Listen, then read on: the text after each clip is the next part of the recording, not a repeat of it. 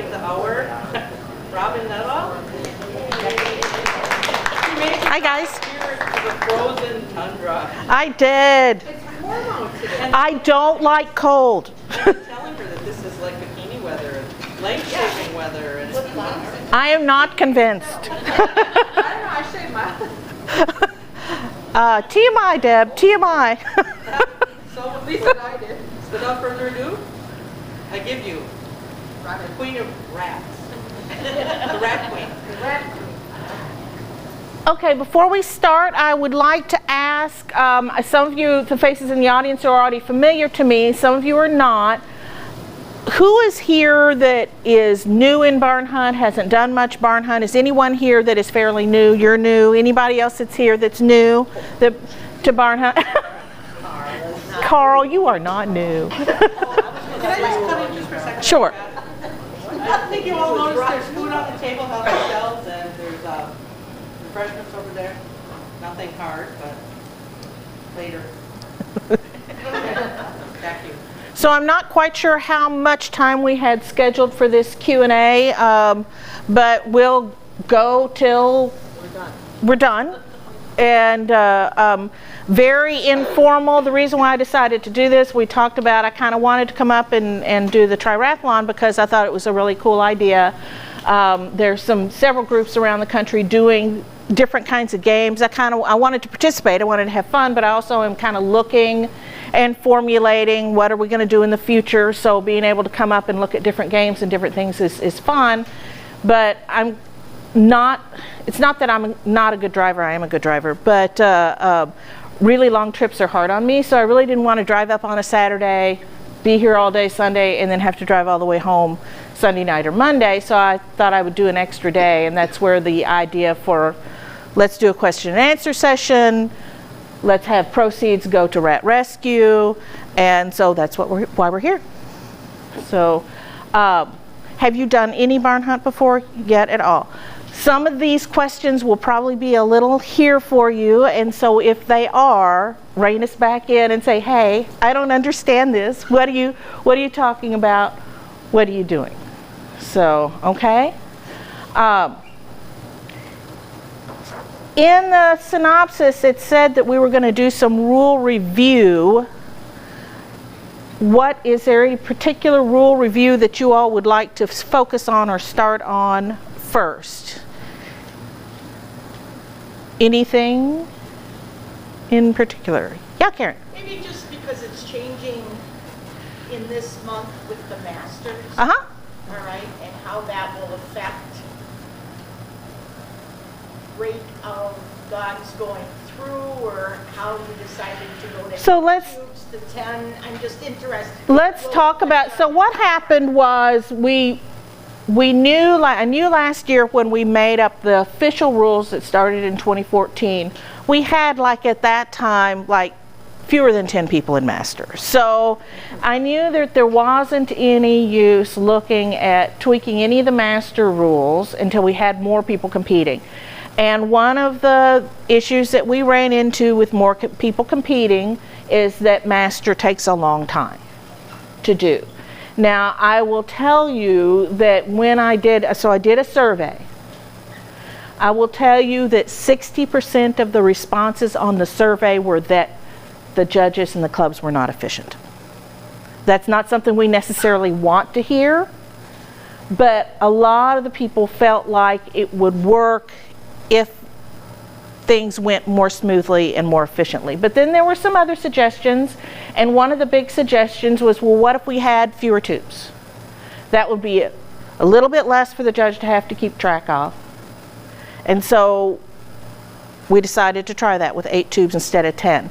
I feel strongly that we need enough extra tubes to provide a challenge. You certainly don't want to know, if there were only 5 tubes on there, then it would be so easy to, so we had to have some extra tubes. So we're trying fewer than 8. And then we talked about bales. I'm just going to kind of go through my changes here. On the Master tunnels, which was the first thing that is notated on the changes, The original rule said 2 or more. We had a fair amount of feedback from some people that some of the judges were getting really crazy on their tunnels, and some of them were just having 2. So we're doing 2 to 5. And that makes competitors will have a better idea what they're going to be facing with the tunnels if they know it's not going to be more than 5, but it's going to be at least 2. I also had quite a few complaints to me. Complaint really isn't the word. I'll say complaints, but that's not really the right word. I encourage people to give me feedback on everything. I want to hear from people. When people have a problem with something, I want to hear about it, because I can't make it better if I don't know about it, and because I feel like this is a group sport and everyone should have input. So one of the pieces of input I was having from judges on bails was that the upper end bail number was really restrictive to some of them. That they really felt like to build a safe tunnel and to be able to provide variety, they needed more than, because it was 50 to 70, they needed more than 70 bails in some instances. So that's why I said 50 or more. Now, since I have said that, and by the way, when I say I, take that for shorthand for the committee and I, went through all of these decisions together. I've had a few people concerned now that the course will just be a path through this wall of bales, or that there will be some courses that will have 50 bales and some of them that will have 150. I can tell you I sincerely doubt that that will happen. For one thing, I don't think clubs are going to have that many bales to devote to master. And even if they did, you still have to have the area around the entry and exit gate. You still have to have a start box. You still have to have your pathways. You still have to have safe step downs for everything. So yeah, there may be a few more bales in some of them, but I don't think you're going to see monster, gigantic courses. And as far as the variety, I consider this master class. So if you have a dog that is doing master level work, then that dog and you should expect a little bit more variation in courses. Yeah. I have to say that I haven't read every single rule. I'm worried about rats mostly. What's the maximum size that a master ring can be? Well, let me look at the rule. I believe, yep, I just have to get to it. It's page 8 of your rules.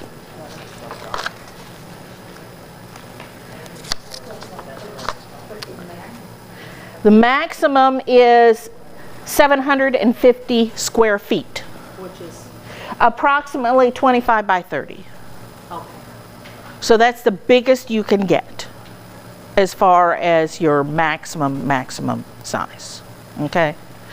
I'm just curious, because most of our rings are pretty square. Yeah. Are there any clubs that do like long and narrow? Some do. Do they? Okay. Yeah. Curious. Yeah, because of their facilities. Right. And that's one reason why I based it on square footage instead of dimensions, is because some clubs don't, you all are blessed with a beautiful facility and amazing space.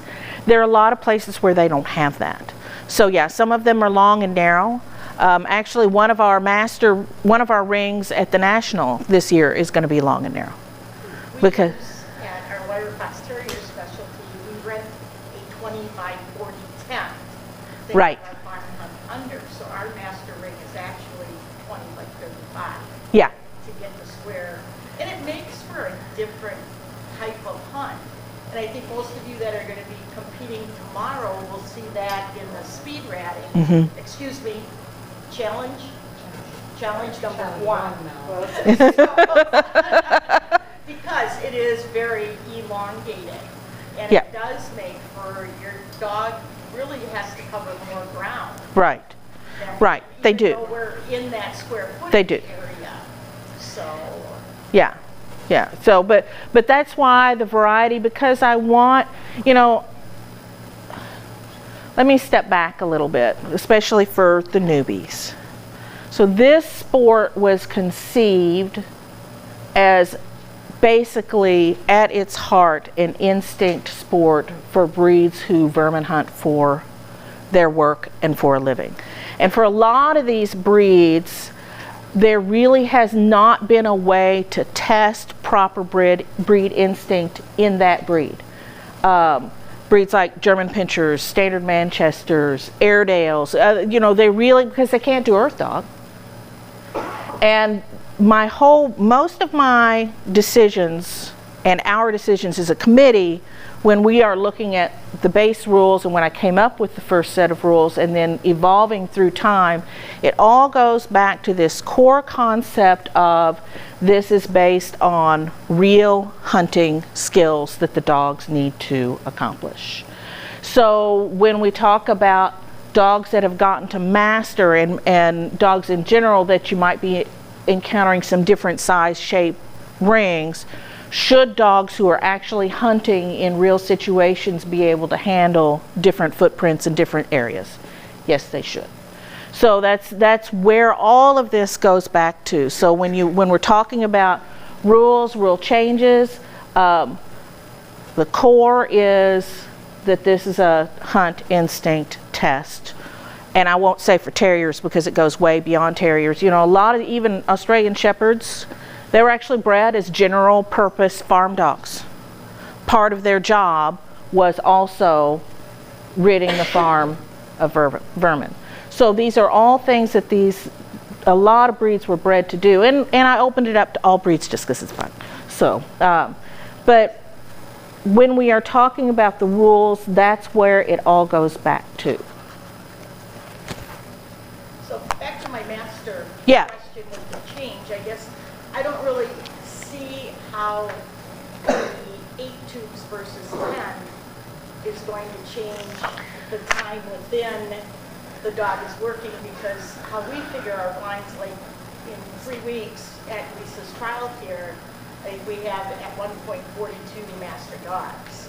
So I've got 8 plus blinds to figure, and with bringing the dog to the line, getting them started, hunting, and then getting them out and resetting for the next dog, I've pretty much come down to 8 minutes per dog. Because by the time you bring the cart in and you're just changing out the actual Right. tubes, unless you're pulling one of...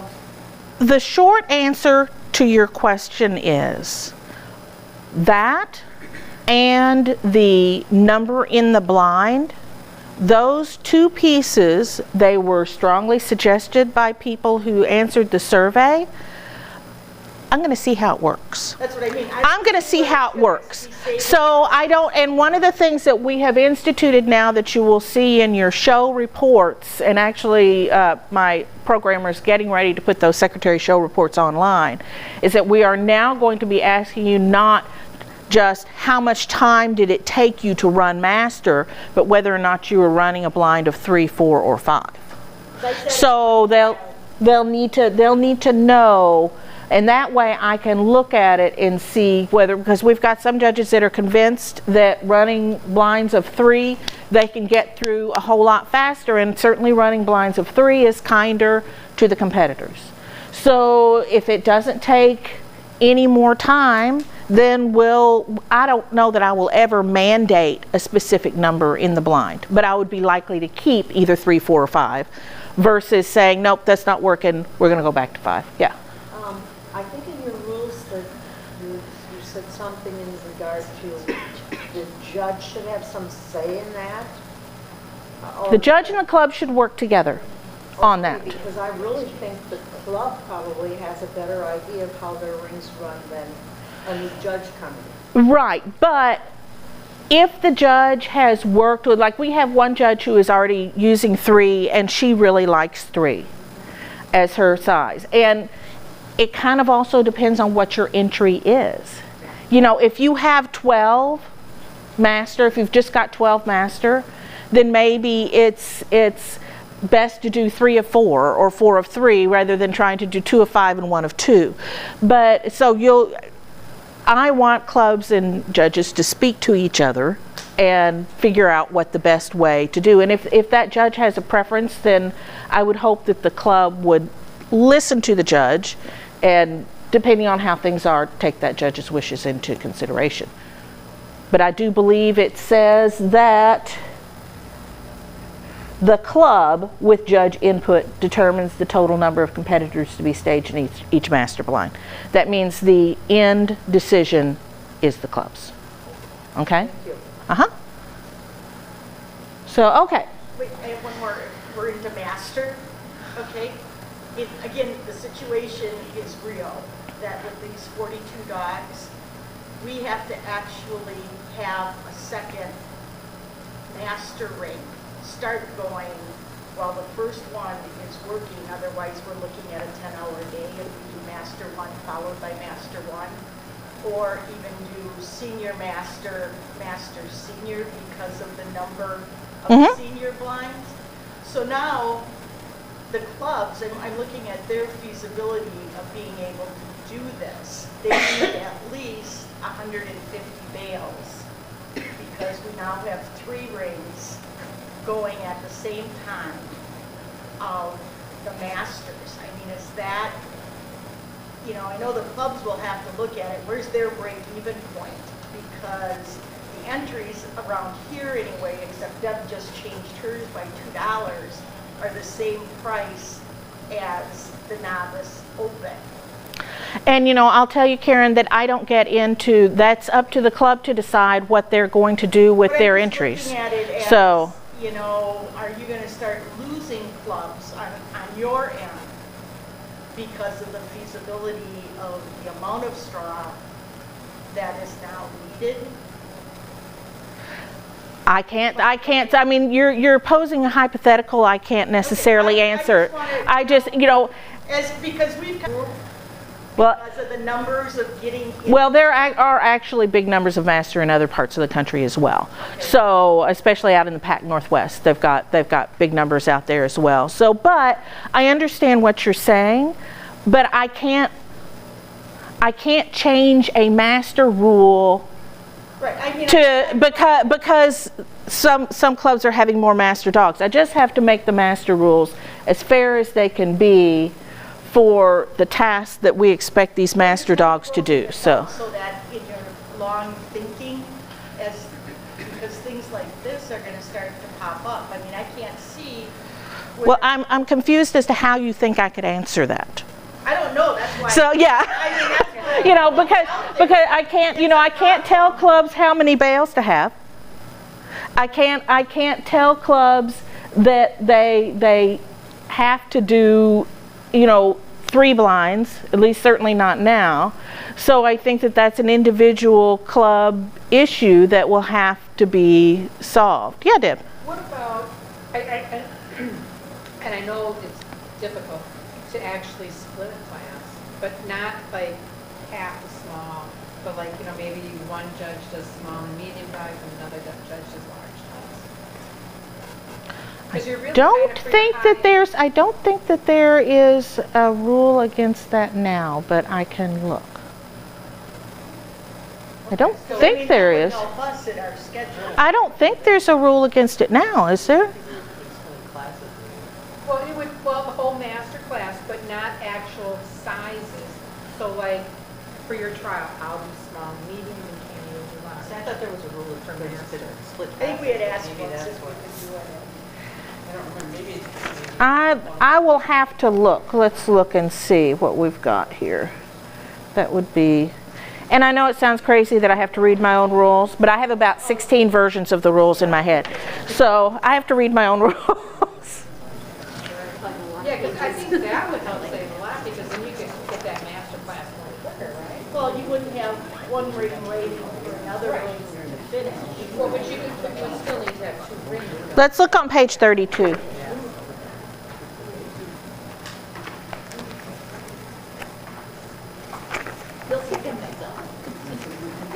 Who's kicking who? Linda's kicking herself.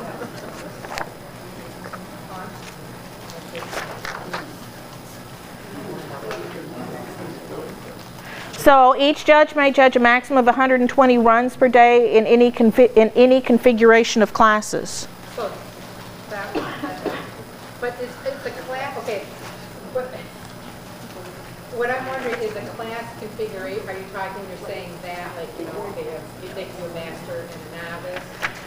It's not actually saying we can split a particular class. I tend to try to go broad rather than narrow, to give clubs as much flexibility as I can give them. I don't see anything in the rules that would prohibit that. Now, what I would want you to do, publish that in your premium. Right. You know, so-and-so will be doing such and such, and so-and-so will be doing such and such. So, Publish an amended premium later. Right, yeah, maybe as you go, because you're really not believing. yeah. But you Yeah. just put there may Yeah, there may be, you can put in your premium, there may be, and I think where you're getting that from is I think that when I was up here last year, we talked about it and I was kind of like, I don't know that I like that idea. But to tell the truth, it's not in this 2014 rules. So if we are defaulting back to the 2014 rules, then let's pay attention to the rules. And, you know, I don't have, let's say that it's not going to be a problem. Okay, but not to split a level, like not to split the smalls. You want one judge to do all the smalls, one. I think I would prefer that. Right, I agree with you because. I would prefer that. because of multiple dogs antler teams. One small dog would get stuck in a blind Right. with Right. a large dog. Right. Now, what I do not want to have happen, I do not want to have Joe Smo over here say, hey, Deb, I know you and Karen are both judging master, but I've got 4 legs under Deb. I need my last leg to be under Karen. I want to be switched into Karen's class. Thank you. No, that I know. You know, that's a special consideration. That, you know, if you're, you know, sorry, Karen's doing small dogs and your dog is a large dog, you got Deb. So, and the reason why I bring that up is that we just had a situation where down in Tennessee where a gal had 7 master legs under the same judge, and she wanted to know if those other 2 legs would count towards her ratch once she got her master. And to tell the truth, the rules do not accommodate for that. And the rules state that you can start on your master after you have completed, start on your ratch after you've completed your master title. So it doesn't allow for that. And then she was like, well, what if I had a backup judge do it? Is the backup judge's job to do extraneous people, or is the backup judge's job to judge the dogs of the judge of record? So I had to say no. So, you know, those, and part of, you know, when I talked to about the committee, we kind of agreed that once you reach the master level, you should know I have to have 2 judges to be able to finish this title. So I need to make sure that I get someplace so that I get that second judge. So. Okay, one more, just Karen and I were talking 2 different things. What I was wondering is if you could have small and medium dogs running in this ring and large dogs running in this ring. But it'd have to be the same course because of your high class, right? Right. Okay. So if you are going to split a judging assignment with someone, that is a good point. If you are going to split master between 2 judges, has to be the same course. Identical. That means you could not have 2 differently sized rings. They would have to be the same size ring with the same number of bales and the same configuration to be able to do that. Just wanted to clarify. Yeah. She was saying bring in another one. I feel like one judge does 2 classes, leaves the ring, and then the other judge comes in. You could do that as well. That's not a problem. Yeah. But if you really wanted to split it between rings, you just need to be careful that it's absolutely identical from ring to ring. So in that case, if I was the 2 judges, I would both be going in and tweaking each ring so that you both are agreed that both rings are identical. Okay? So, All right, I'm going to flip back to master for just a bit. And then we're going to go over some just basic stuff. So I think most people are pleased with the new bail height thing. Was that you had to have 2 places on the course where bails were at least 4 high. Now it's just 1 place on the course. You can do 2, but you don't have to anymore. So this saves the club bails, which helps. And also I think that it helps with safety. So. And most of the time it was like putting 1 bail on top of that. Yeah. Yeah. So I think it gives judges more flexibility to do some different looking stuff. We've already talked about 3, 4, or 5 in the blind. You know, I'm equivocal about that. I've got some people who are convinced that they can do it just as quickly if there are 3 in the blind as if there are 5.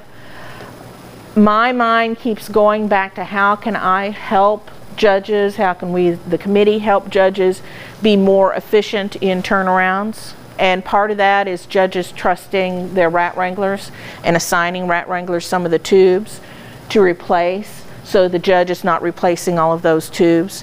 And some of it is just developing and having a rock solid identification method where you are not losing your rats and your tubes. You know where everything is at all times and everything is going. So those of you who are not judges, who are competitors, that's our challenges that we deal with, is that you know, and most of the judges do an amazing job, but every once in a while an accident happens. And when that does, basically competitors get a refund for the most part. So I want to talk a little bit about the concept of the master-only trial. I did have requests from clubs to be able to hold just like a weekend of just master. And this was something that the committee and I talked about quite a bit. And the reason why I don't like it is the same reason why, frankly, the American Kennel Club does not allow it either. I think that people who are new to the sport really need to be able to interact with, be with, learn from, watch, and be around the people who are at the top of the sport. And if we split master off and have master-only trials, that creates a schism between these groups of people. And then if you're novice open, then you never even really see a senior master course in some parts of the country until you're there. And I also think for clubs, it creates volunteer issues, getting workers.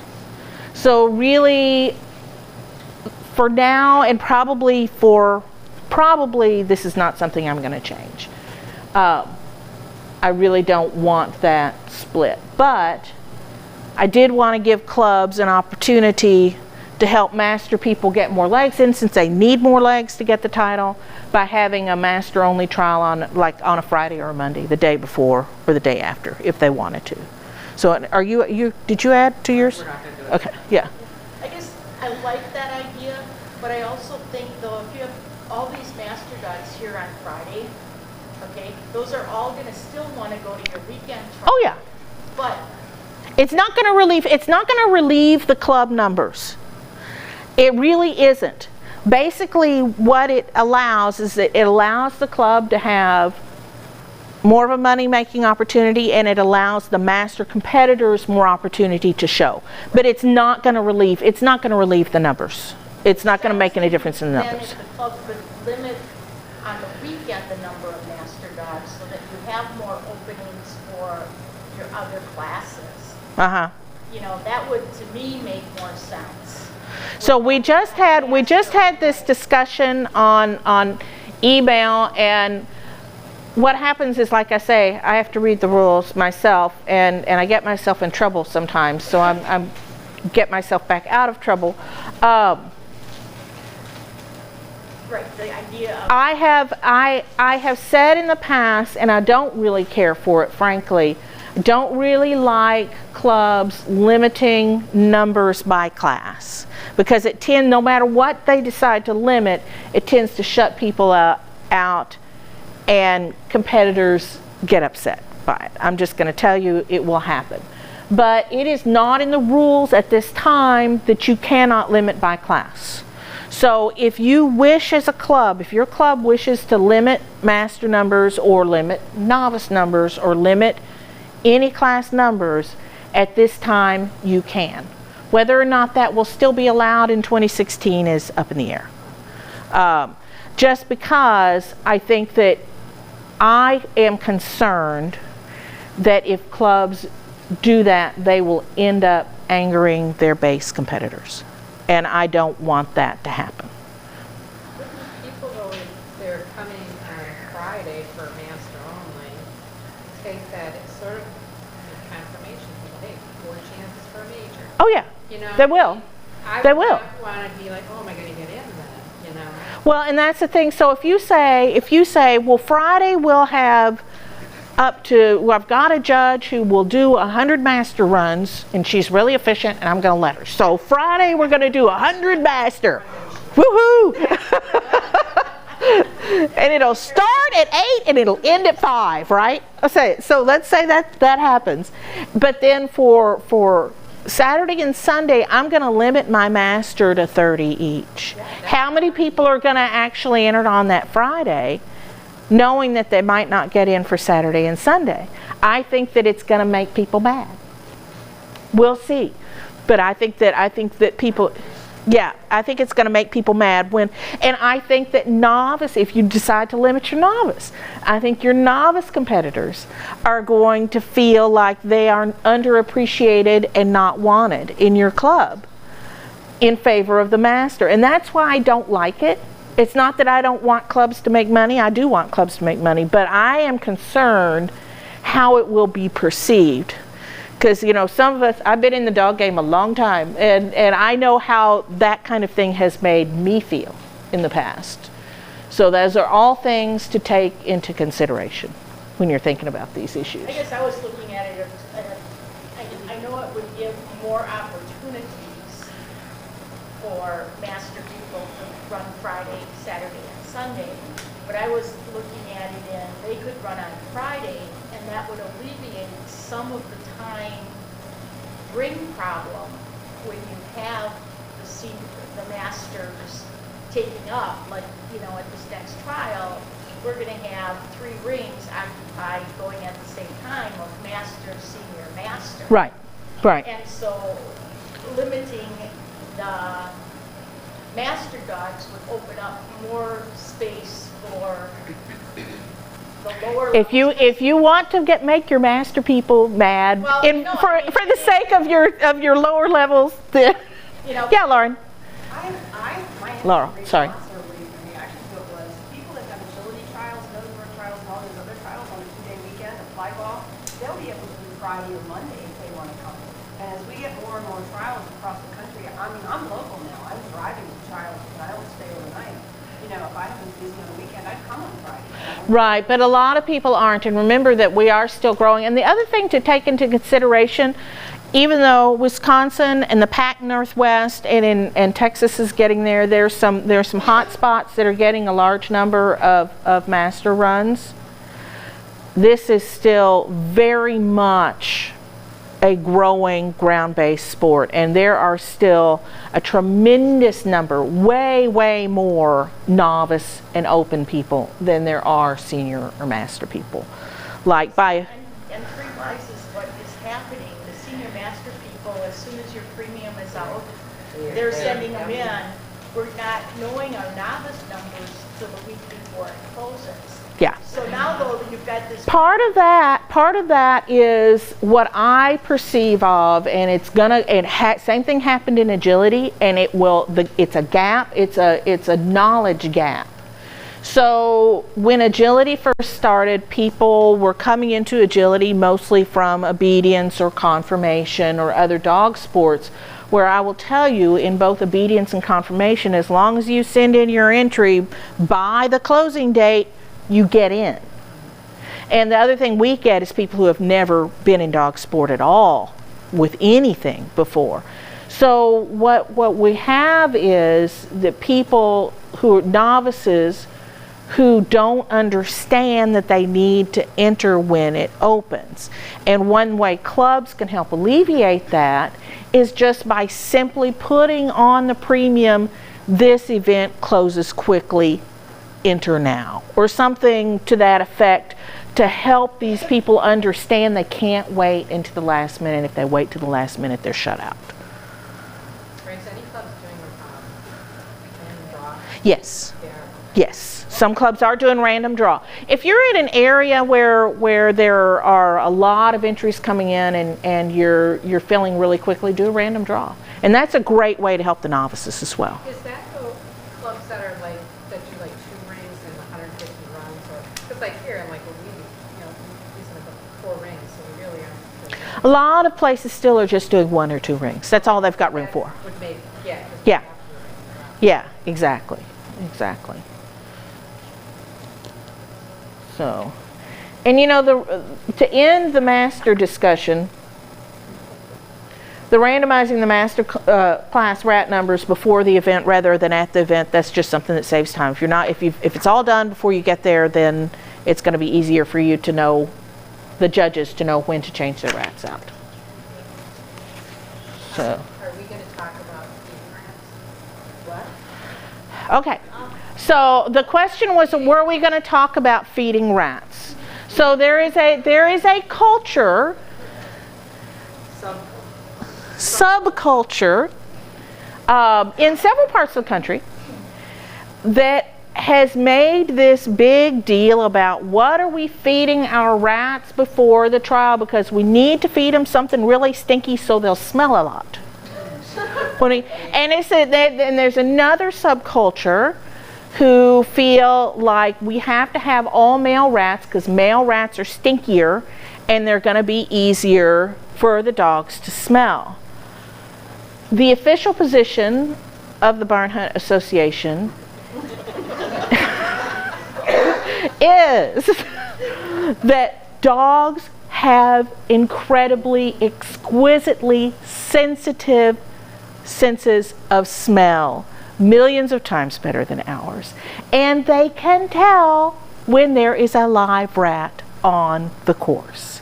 Now, will they necessarily tell the handler about it in a way that the handler understands? Will they be telling the handler about it complete with pointing and jumping up and down and the handler's just looking at them and not calling it? Number of other issues, but the dogs know where the rats are. They can find them. They can find that. It's the same philosophy about we need the litter and the litter tubes to be as non-stinky as possible. Dogs know the difference, and you know, let's go back a little bit here. Instinct. What are these dogs bred to do? What is the core philosophy of this sport? A dog hunting an actual barn or other area, there will be used litter, smell, scent trails everywhere. They have to be able to differentiate between scent and real live animal. That's the trick of the game. That's what they have to be able to do to be successful in a real job. So this making frankly, I don't care how stinky the litter is. It can be as stinky as you want to make it. Some dogs are going to trigger on litter and some are not. And what we see a lot, I've seen a fair number of earth dog breeds, especially when they're first starting out. If they have done earth dog, they will go nuts over the litter because they have never had to differentiate between the two. They have always known that as soon as they hit rat scent, they can go crazy. Whereas in barn hunt, now we're asking them for an extra level. Yeah, I know you found rat scent. I'm pleased about that, but let's find the rat. And so that is one of the big differences between earth dog and barn hunt, is that we ask for an extra level of care from the dog. And I'll say that almost all the earth dogs that I have seen do the sport very quickly learn to, oh, okay, that's litter. No, there's a real one out here. I want the real one. So, yeah. you know, that's like saying, what is baled inside of those bales of hay? Oh, I'm sure there are dead rodents in there. Oh, there's snakes, there's all kinds of stuff. Yeah, Found them. I know, Yeah. I know. I mean, There are yeah. yeah, yeah, And there's also rat pee and poop and mice pee and poop yeah, all over. yeah, You know, that's something that we can't control. right. And the dog does know the difference. They do. They do. You know, like I say, at all of my judge workshops, a live rat is warm, it has breath, it smells of hair, it smells of whatever it ate that morning for breakfast, which probably was not tripe. Doesn't have to be tripe, because that's not necessarily going to make it more stinky. You know, it has movement, even if that movement is more subtle than we think it is, even if it's asleep, it's breathing. The dogs know the difference. You don't need to, and what frustrates me about it a little bit is that, to me, this whole thing of we have to make the rats really stinky and we have to make the litter non-stinky and all of that, I think it's an insult to our dogs. I think that it discredits the amazing power of these animals to do this type of work, and I really don't like to see that. And that's why there will never be any feeding guidelines in barn hunt. And it will always be use litter for the litter tube and litter and rat for the rat tube, and go for it. Not just female litter for No, the litter tube. no. And you know, I really don't want clubs to say, well, we'll use our male rats for the novice dogs and our female rats for the man. Just, you know, just use what you need to use, yeah. I can only speak for myself. I have 12 females now, and I fed them a variety of things, from raw stuff to, you know, fruits, vegetables, breads. I can't tell the difference. I know I'm not a dog, I know. but I still have to clean them, and I Yeah. have not been able to Yeah. tell the difference with what they're fed. Yeah. So, I don't know. Yeah. That's just- You know, I just think that, like I say, I just find the whole atmosphere of having to do something special to make them more stinky to be insulting to our dogs. You know, I think that almost all of the time when I have watched a handler in the ring with the dog, and the handler is like, oh, you know, they can't find it, there's something wrong with your rat, or you know, it's you know, the rat was asleep or whatever. The dog has indicated the rat just fine, the handler just hasn't been able to read it. And I say that, and I have a problem reading my own dogs. So I'm not, I am far from perfect. I have somehow taught Zipper to wait until I say something before he indicates. So he's waiting for me to say it was good that he found it before he actually, you know, does anything. So I'm not quite sure how I did that, but I did it. So you know, these things happen. But yeah, I think that we just need to not worry about, feed your rats a good, healthy diet and keep them healthy and happy. And that's the only thing we need to do. The next is totally off the wheel. Okay. That was actually happening in a barn. There was a real rat hole. Dogs were picking it. Mm-hmm. And the argument was whether it was a rat. Yeah, the best part of it was the owner of the Mhm. barn. I mean, the owner everything, so she got it. So I don't know. You know. But her dog was really the only one doing it. Yeah. So I mean, what would you? Because to me, if there really was one down in that hole, the dog was doing what it was supposed to do. Well, so if I had a dog and there was a rat hole and the dog was indicating on the rat hole, what I would do would frankly be the kind of the same thing that I would do if I was leaving a tube in place for somebody else. I would say, good dog, now let's go find another one. And just I think that might be what verbally redirect them off of that hole and send them to the tube. You don't ever want to, you never want to punish a dog in the ring anyway. But certainly if they're hitting on that scent, okay, I see that one, let's go, you know, you can't touch it, but let's go find something else. I'm not sure I would do a rerun in that case because you don't know that there's a rat there. Right, yeah, because You have no idea if there's a rat there. there's clearly a hole. I mean, we Well, know yeah. that, Yeah. Well, if it was big enough to see, how big a hole was it? It was, you know. Yeah, that could be a lot of stuff. So, okay, let's say there was a rat in that hole. You know, I'm being the devil's advocate. Right. Let's say there was a rat in the hole, and let's say Kenzie was on it. What happens if Kenzie actually got it? If there was a rat in the hole, a wild rat in the hole, or let's just not even say in the hole. Let's say that you're judging or you're in the ring and an actual real live animal pops out. Your dog grabs it, gets it, whatever. Yeah. I would praise the dog. Get the animal away from the dog, remove the animal, and I would give a rerun in that case. Okay. Since there was an actual live animal that they found, give the handler and dog kind of time to collect themselves and get over the excitement, and then I would probably give them a rerun. You realize that happened here, right? In my ring with that chipmunk. Was it chipmunk? There was a chipmunk dead in the bale. No, it was not dead in the bale. It was a fresh kill. I don't think he killed it. I think it might have died here or something. But it was fresh. Oh, I didn't even know it was here. Oh, I yeah. heard there was one that was baled or something. Deb gave it mouth to mouth.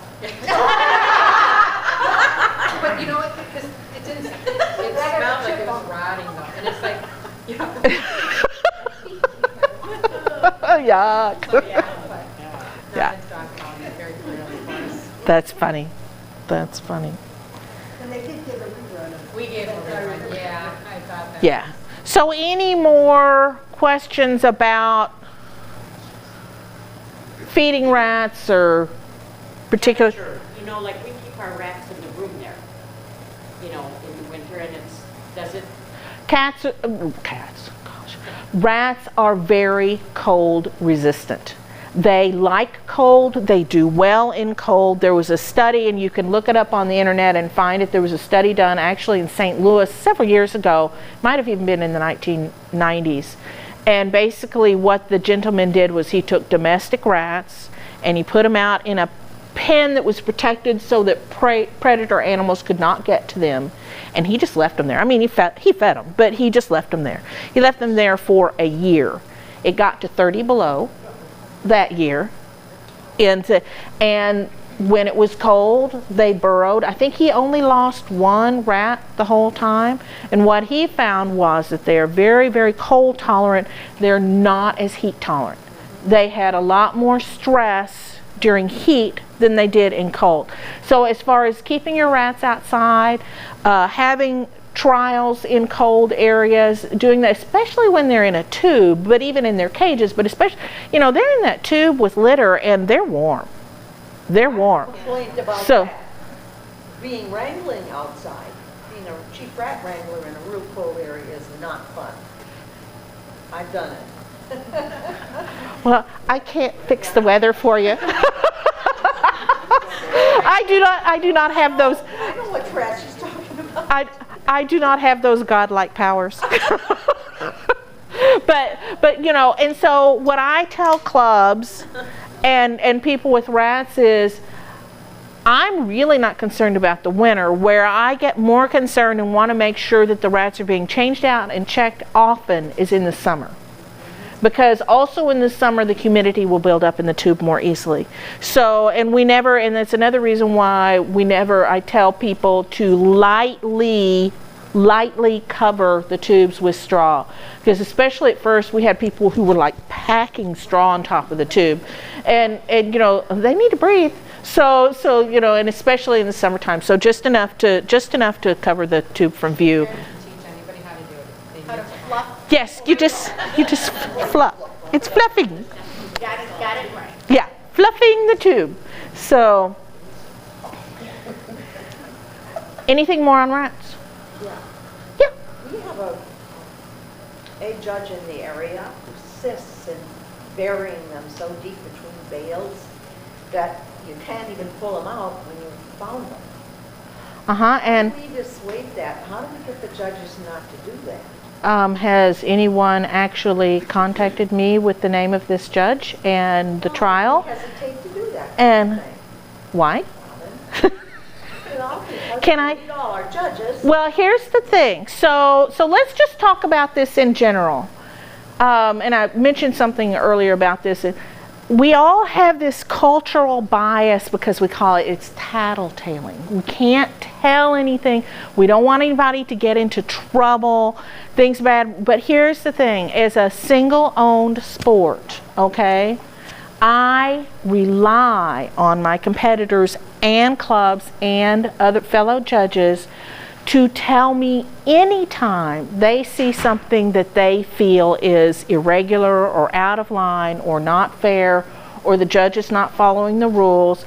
Photos help a lot, or videos. They're not necessarily necessary. Now, what happens when you email me and say, such and such a judge had her tubes buried so deep that I could not get to them and they were wedged so tight that it was taking all this extra time from it. So what do I contact that judge and say, shame on you, you shouldn't have done such and such and such? No. What I then turn around and do is I contact the judge and say, hey, I've had this report, and I never say who it's from, I've had this report that there's some problems with the tubes, and the tubes are being buried kind of deep and maybe covered really thickly with straw. And just in case, I wanted to make you aware of it. I know there are two sides to every story.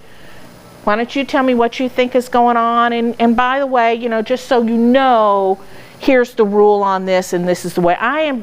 Do not want to antagonize any of our judges, but I do want all of the judges to understand, and I talk about this in my judge workshops, that sometimes I'm going to contact them about this type of thing, and I'm going to have questions. And they need to understand that, and then we'll work it out together. Because my attitude is, my job is not to censure a judge. My job is to help the sport be better by making sure we're all on the same page. And that's one of our biggest issues in barn hunt right now is consistency. And I knew it would be an issue from the start because this thing exploded very, very quickly. And I knew that we would, and we're actually getting better. It's already getting better. But I really need people to let me know when they see something, hear something, encounter something that they feel is irregular so that I can address it with the judge or club or other competitor in such a way that it is a learning experience, not a censoring experience. Unless, of course, they really are doing something awful, and then they won't be in the sport anymore. So, For instance, see that slot behind you there, down that one? Uh-huh. perfectly wide enough to just set a tube in Uh-huh. and a little straw. See the narrow one up there? This one? No, the next one. That one? No, up top. Oh, that one? That one. This particular judge literally takes a tube, shoves it down all the way. And when a handler's trying to hold the dog and get the tube, you can't pull it out. Uh-huh. That's why, I'll tell you this. The good news is that judge is much better. Well, not the last time I was under it. Well, you know, and I have sympathy because I had a tube. I had a tube with zipper, and one reason why he doesn't have his open title is because they had wedged it so tight in underneath the bale that the rat wrangler, and I was restraining him, it took the rat wrangler 30 seconds to get the tube out from the bale. While I'm sitting here with Mr. Spaghetti trying to, you know, because he's little, but he's like he has 16 legs when he's trying to, and so yeah, it happens. But again, I talked to that judge, and we went on from there. So. Talking about hanging on to dogs, Uh-huh. can you talk about restraining your dog and calling the rat, releasing your dog, lifting it bail to bail, or? Okay, so you cannot pick up your dog. The reason for that rule, there are a couple of reasons for the rule. Number one, I felt like that it really gave a disproportionate advantage to people with small dogs than it did with people with big dogs who can't pick up their dog. So that's one of the reasons. And another is that I think that it makes it a lot easier to kind of get, I don't know, it makes it easier to be a little bit uncomfortable for the dog if it can't be picked up. So You want me to talk about rat wranglers, or do you just? Yeah. So okay. I'm gonna explain the 3 ways that a tube can be removed from the course, and I think that will help the new people. So there are 3 things that can happen when your dog has found the rat. In all 3 instances, you may physically praise your dog, pet your dog, and please do. One of the biggest mistakes I see in barn hunt is people get in a hurry. They mark rat, they grab the tube, they hand it off and expect their dog. And what they do is they create a dog that learns that every time they find a rat, it goes away immediately, and the dog loses the joy of the game. So you always want to make sure that you do take that opportunity to praise your dog. Now, it's ticking time. It is ticking time off your clock, but it is a worthwhile investment in the future of that dog's career if you go ahead and praise that dog. So at that time, you can put your hands on the dog, praise, praise, praise. So if you then remove your hand and say, okay, come on, let's go, then that tube that you just praised for stays in place. If you decide that was a bad idea, put your hands back on your dog, you have an NQ score. Once you've taken your hands off the dog after praise and reward, the next time you can put your hands on your dog is after the next rat is called or at the end. So you have one opportunity to have hands on the dog, and that's in praise and reward. You may not pick up your dog. If your dog is up high and you want to gently maneuver the dog down to get the dog away, you can kind of back up with the dog, just don't heave the dog over. You may not scruff the dog. Scruffing is picking up skin between your fingers and in your hand on any part of the dog. Because I had one gal who, oh, I'm not scruffing my dog. She was taking her hands and grabbing the flanks of the dog to pull it back. There's skin in between there. That's scruffing. Okay? Don't do it. Some breeds and dogs, especially the terriers, the border terriers, a lot of the jacks, they were bred to have tails as handles and to be picked up by the neck. They have a lot of loose skin. But barn hunt is for all breeds of dogs, and for a lot of breeds of dogs, picking up skin is very painful and demotivating. Well, don't test your judge. I have a question about safety. If you see, I was in a kind of rough situation, and they had the bales stacked a little silly, and the bales were actually starting to slide with my dog, so I pushed up against it so that the dog and the bales didn't fall. If for some reason in a trial situation you see a dangerous situation like that, usually it's not your job to correct the bale. Usually it's the rat wrangler's job to correct a bale. If you think your dog is in danger, okay, save your dog. It may cost you a run. I'm telling you, it might cost you a run. If your dog is starting to fall, if my 10-pound dog is starting to fall off a 3 or 4 bale height thing, I'm grabbing my dog. I'm not going to let him go splat. I will be in queue for that run. I'm okay with that because my dog's safe. But we can't, it makes it really difficult for judges if we start getting wishy-washy about when you can and can't put hands on, and well, it was okay for her because I felt that her dog was in danger, and it's not okay for her because I didn't. And we really want to keep this very black and white. So when we're talking about this particular thing with the rats, you can put your hands on your dog when you're in praise and reward. Once you take your hands off your dog, your hands are off your dog. so as a competitor, if I see something that looks really dangerous,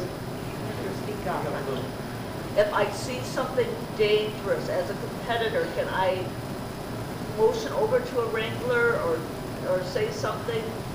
You can say something to a wrangler. Your speech is not constrained. You can say, I think this bale is about to fall or something like that.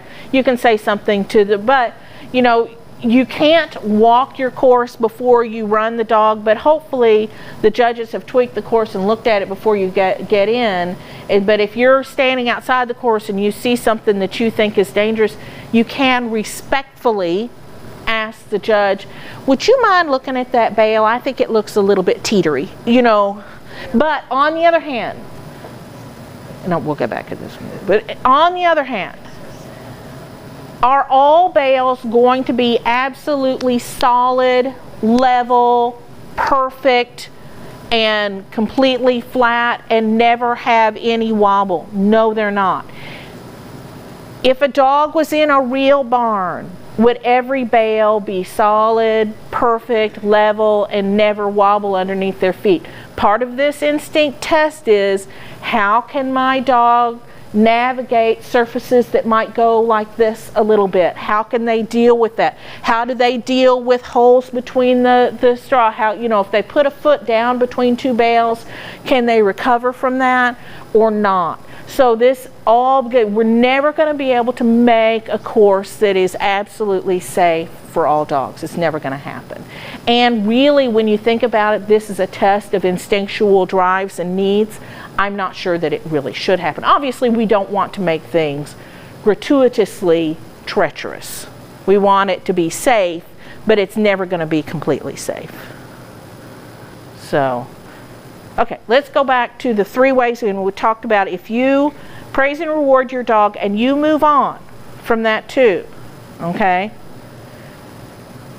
You do not get to have that tube removed at any time. Let's say you praise, praise, praise, okay, let's go. That tube stays exactly where it is. Exactly where it is. And if your dog keeps going back to it, that it stays. There are only 2 ways a tube can be removed from a course. You may remove the tube, which means that you need to get your dog in hand and grab the tube and hand it to a rat wrangler or someone else. Like if the tube is right by the fence and there's somebody standing right there, pick it up and give them to. Trick with that is, if you have a squirmy dog like I do, or a very strong dog, if you drop the tube, if you flip the tube vertical on your way out, you'll get in cued for it. So really the safest way to remove a tube is to restrain your dog at least 2 feet away from the tube and have the rat wrangler come in and remove that tube for you. That is the safest thing to do. It's also slower. It is slower, you bet. That's a gamble you take. It's something that I do with Zipper, even though he's only 10 pounds, because he has a tendency, so I could hand over the tube, but the second I let him go, he becomes Mr. Rocket Man, and he's not doing anything but bouncing. But I tell people in the judge workshops, if my 10-pound dog is rocketing up and bouncing against a rat wrangler and impeding that rat wrangler's progress to get out of the ring, is that any more acceptable than a Rottweiler or a German Shepherd or another big dog doing that? No, it's not. So I choose to restrain him because I want to make sure that the rat wrangler's turned around and we're good and I can redirect him, and I don't want to have to be juggling Mr. Squirmy in the tube. So those are the ways that you can do it. If you want it removed, you have to remove it, or the rat wrangler has to remove it.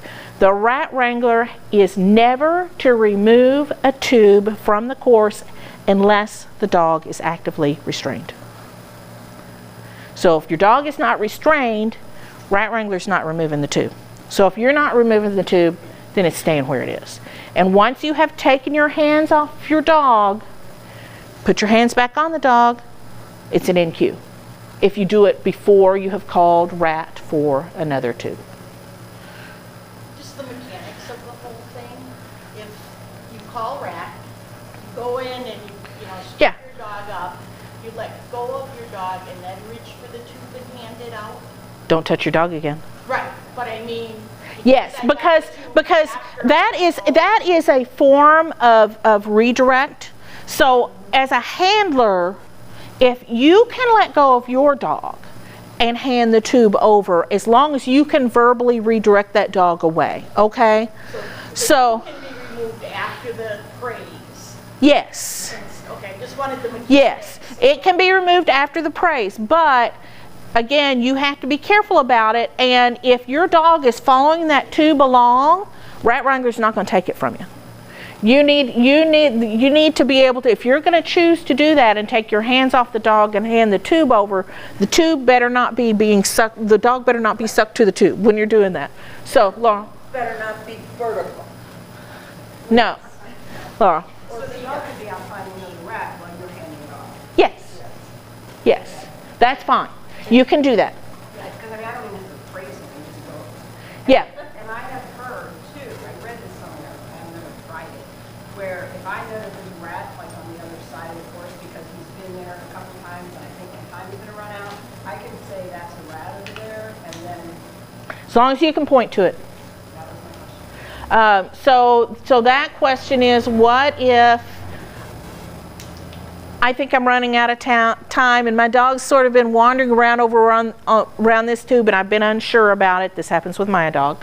And now my dog's over here and I say, rat. Yes, that counts. Your dog never has to have their nose on the tube for you to say rat. And that's one of the things that I especially tell, well, all dogs, older dogs, smaller dogs, if the tube is up high, as long as your dog can tell you where that rat is, they don't ever have to like touch the tube, paw the tube, whatever. They just need to tell you where it is. So if the dog can't get up that high, and I don't know about you, but I live with my dogs and I can tell within like a quarter of an inch where they're looking. So as long as I know where it is, that's fine. Right, because the judge is going to say show me. Judge is going to say show me, and I need to be able to point directly. It's that one. But at some point, the dog needed to be in that vicinity. If the dog was not in that vicinity at all, I'd be asking that handler how they knew. Yeah. Yeah. Because I always Yes. tell people when I'm training them, your dog needed to be in that vicinity, If physically working. I would have, because judges should have tubes covered enough that handlers cannot see the tube readily, all right? And if your dog has never been in that area, the handler really shouldn't be able to see the tube. So if they know that tube is there, I'd be say that's kind of hinky. I have a really good sense of smell. Oh, really? Yeah, Eric.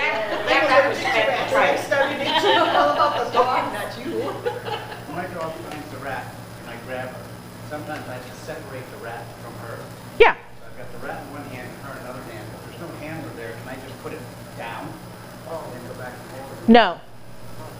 You need once you have taken the tube, you really need to hand it to the rat wrangler.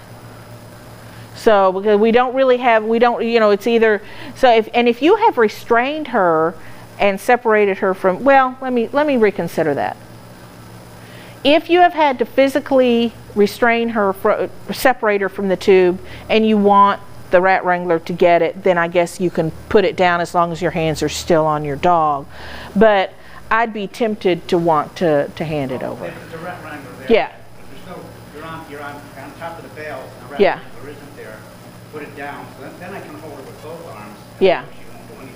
Yeah, if they are attached to the tube with their teeth, and you have to get them off of it, that should be fine. So, if you praise your dog, let go of the dog, take the tube, give it, can you actually tell the dog just wait? Yeah. That's not an obedience No, command. no. So let's talk a little bit about the obedience command, because there's a lot of confusion about it, and I'm going to have to change the way it's worded in the next set of rules, because I think that people don't understand it well. And so when a large group of people don't understand it well, and I find myself explaining it a lot, that tells me that it's not their fault, it's my fault.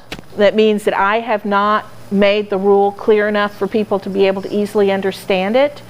So let's say that this is your tunnel right here, all right? What you cannot do, I don't know, yeah, my thing, well, I can do this. What you cannot do is you cannot say, stay, walk to the other side of the tunnel, come.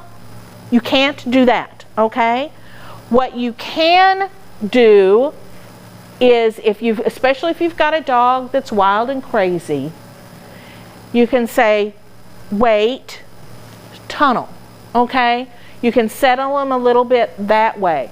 The specifics of the rule is that you cannot use an obedience command to leave your dog in one spot while you go to another spot and call them in order to accomplish a task. So But you could say sit.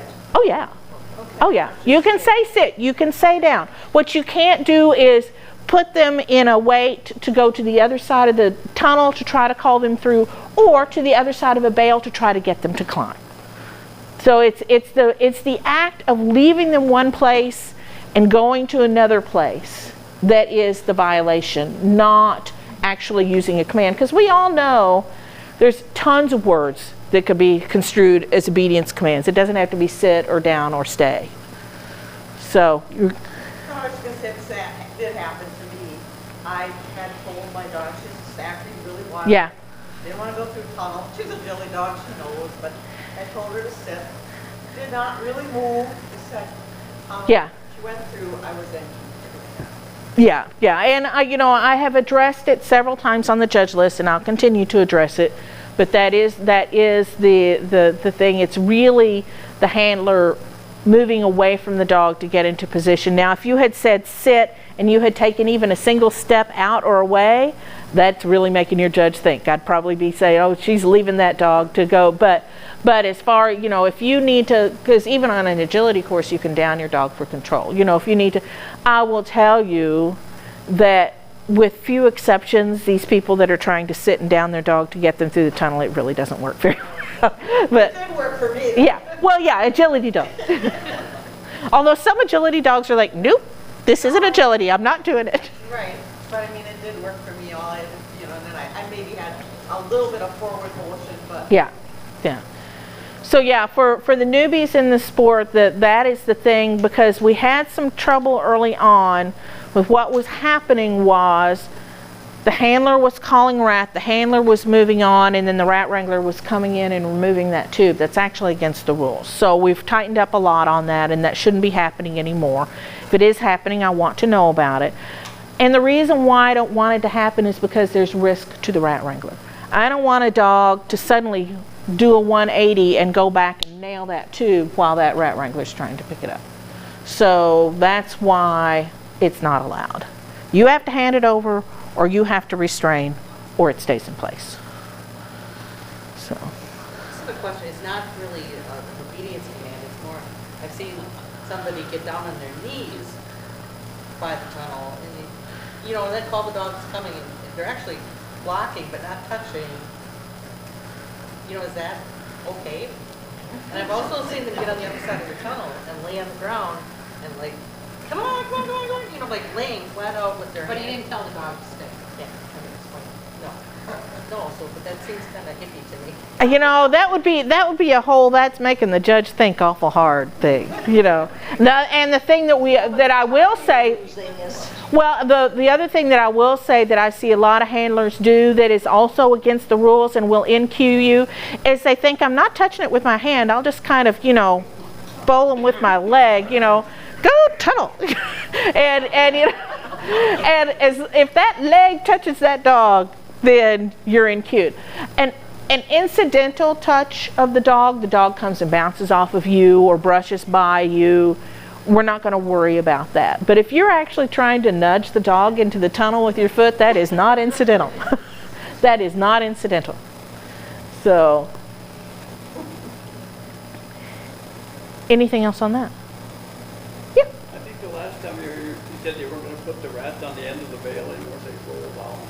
Well, basically what I've told judges is that the rat needs to be secure. So the rat should not just be sitting out on top of a bale. They need to be between two bales, if it's up high or something, so that the rat is secure and doesn't. Now, that said, We have, unfortunately, very occasionally had some times when the dog has dislodged the rat and the rat has gone for a ride. We don't want that to happen. It's amazing though. So I've got some friends that have the clear tubes, and they were practicing with clear tubes once, and the dog did that exact thing. She said that rat's legs went, and he just kind of went, and he was fine. You know, and the thing we need to remember is that rats are brilliant, they're intelligent, they're really cool animals. They are also very bold, very aggressive, and they are physically really tough. They're tougher than I think a lot of us think they are. They would not have the preeminent niche that they have in nature if they weren't dead tough.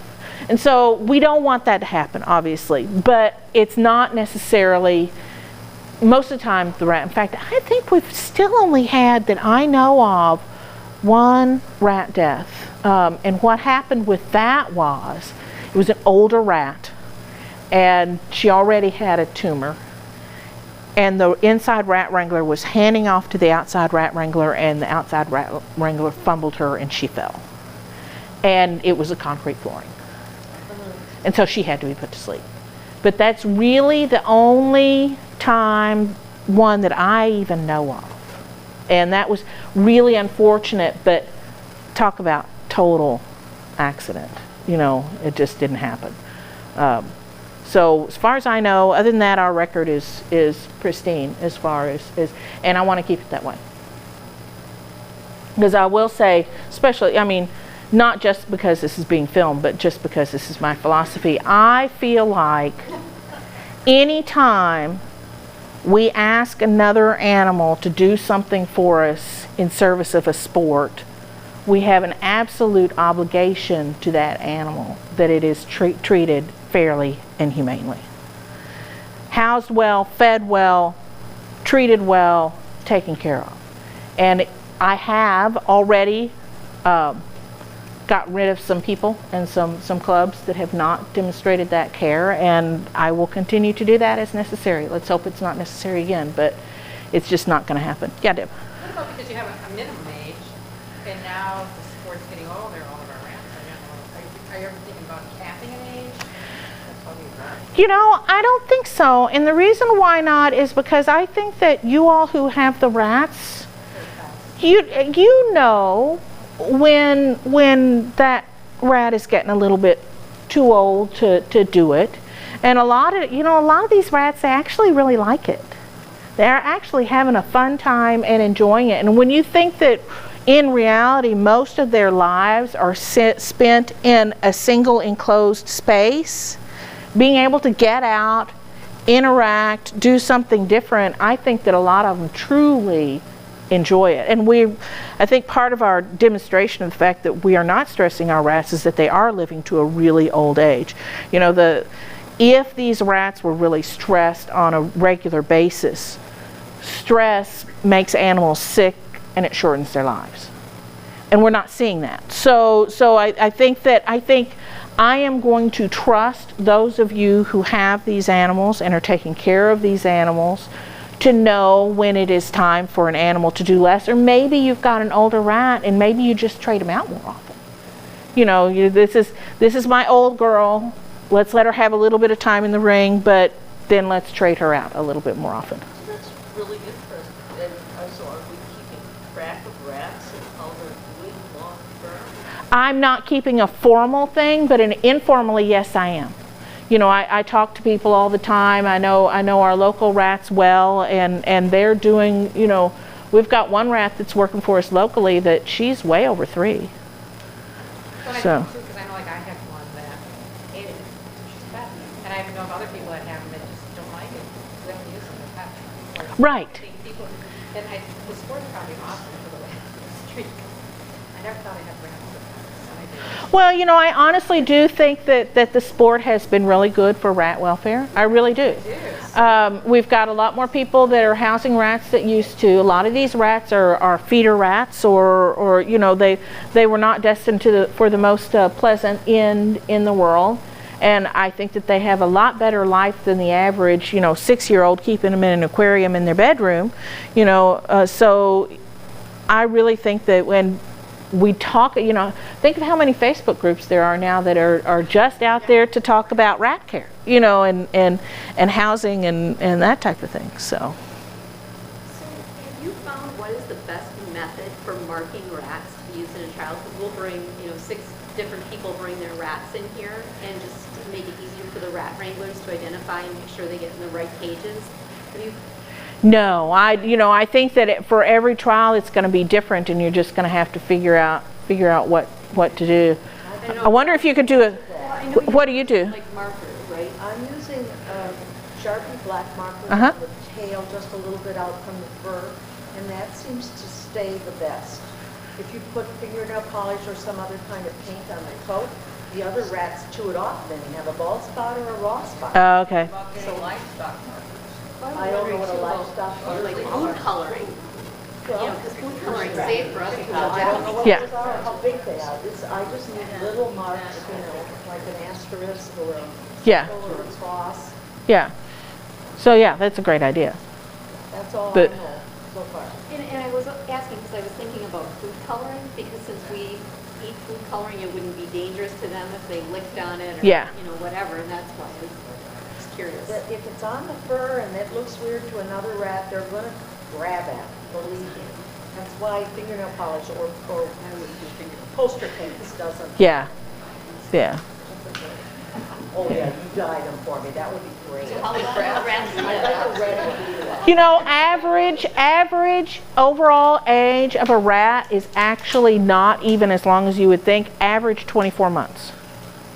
Usually the longest ones that they had in this one study was actually just a hair over 3 years.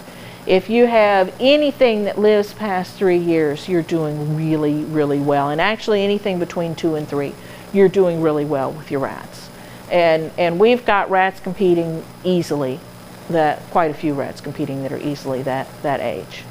So what you have to be really careful with your rats is mold, fungus type issues. That will go, you know, we had a gal in St. Louis who just lost her whole population because it turned out she didn't even know until after 13 of her rats died very suddenly, that she had mold in her basement. She didn't even know. And that, you know, so now of course she's remediated the mold in her basement. She's getting, but yeah, so that's the thing to be careful about with rats are molds and funguses. So, yeah, Eric. I went to a trial in Ohio. Chris Coles, Friday night, 2-hour PowerPoint presentation. Absolutely fantastic. Yeah, she's great. And I asked her, can I have a copy of it? You know, can you put it out on the internet? She said she's going to ask you. So I think it's the best thing I've ever seen. She hasn't contacted me with it yet, but I'll talk to her. And you know, Chris is one of those where what she has done, which a lot of rat people are putting tubes in the cages and everything to get the rats used to them. But what she's actually done is she has actually trained her rats to leap into the tube when they want to work. So she just takes her tube and sticks it down there, and they basically fight each other to get to be the next rat in the tube and jump in, and then. And she's, you know, because they know when they get in the tube, they get a cookie, and they know that they, you know, get to go out and do something fun. And so, you know, she does have a few that don't really care for it that much, and she, you know, she does not ask them to work. We have some, like Jennifer, and I think this rat has finally passed away. It was quite elderly, but she had one that loved to work in the open cage with the dogs and really interact with the dogs, but didn't really care for the tubes much. So, and then she has one or two that really don't like the open cage that much, but they love the tubes. So, you know, the rat owners just have to figure out which the rats like. So, All right, I am going to proactively talk about this one section here. And I want to talk about, before I take more questions, I want to talk about the code of good sportsmanship in barn hunt, because I think it's really important. And what it says is all participants and spectators attending barn hunt events are required to operate as good sportsmen and sportswomen. Good sportsmanship includes honesty, courtesy, respect, and being gracious in both victory and defeat. No harsh punitive or corrective training is allowed on trial grounds. Any handler who verbally or physically abuses his or her dog in or out of the ring can face discipline from a verbal warning, dismissal from class, dismissal from showgrounds, and up to expulsion from future events depending on the severity of the infraction. Handlers and spectators should show good sportsmanship towards the judge, the show committee, stewards, and competitors. Displays of poor sportsmanship will result in disciplinary action from the trial committee. The BHA empowers the trial chair and committee to make disciplinary decisions on behalf of the BHA LLC, and all decisions made at a trial are considered official BHA rulings. Parties may appeal permanent bans to the BHA, who will make a final decision on whether or not the person involved will be able to return to any barn hunt event. Barn hunt is a family-friendly sport. Actions which would cause a family with young children to conclude the sport is inappropriate will result in disciplinary action. And the reason why I bring this up is most people are good sports.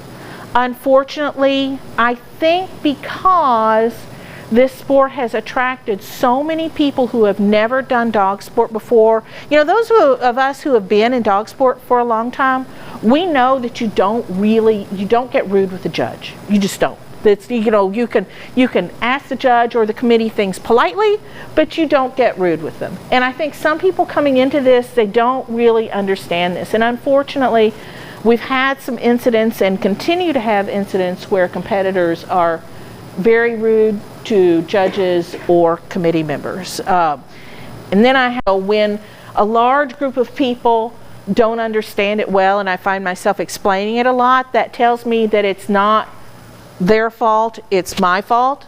That means that I have not made the rule clear enough for people to be able to easily understand it. So let's say that this is your tunnel right here, all right?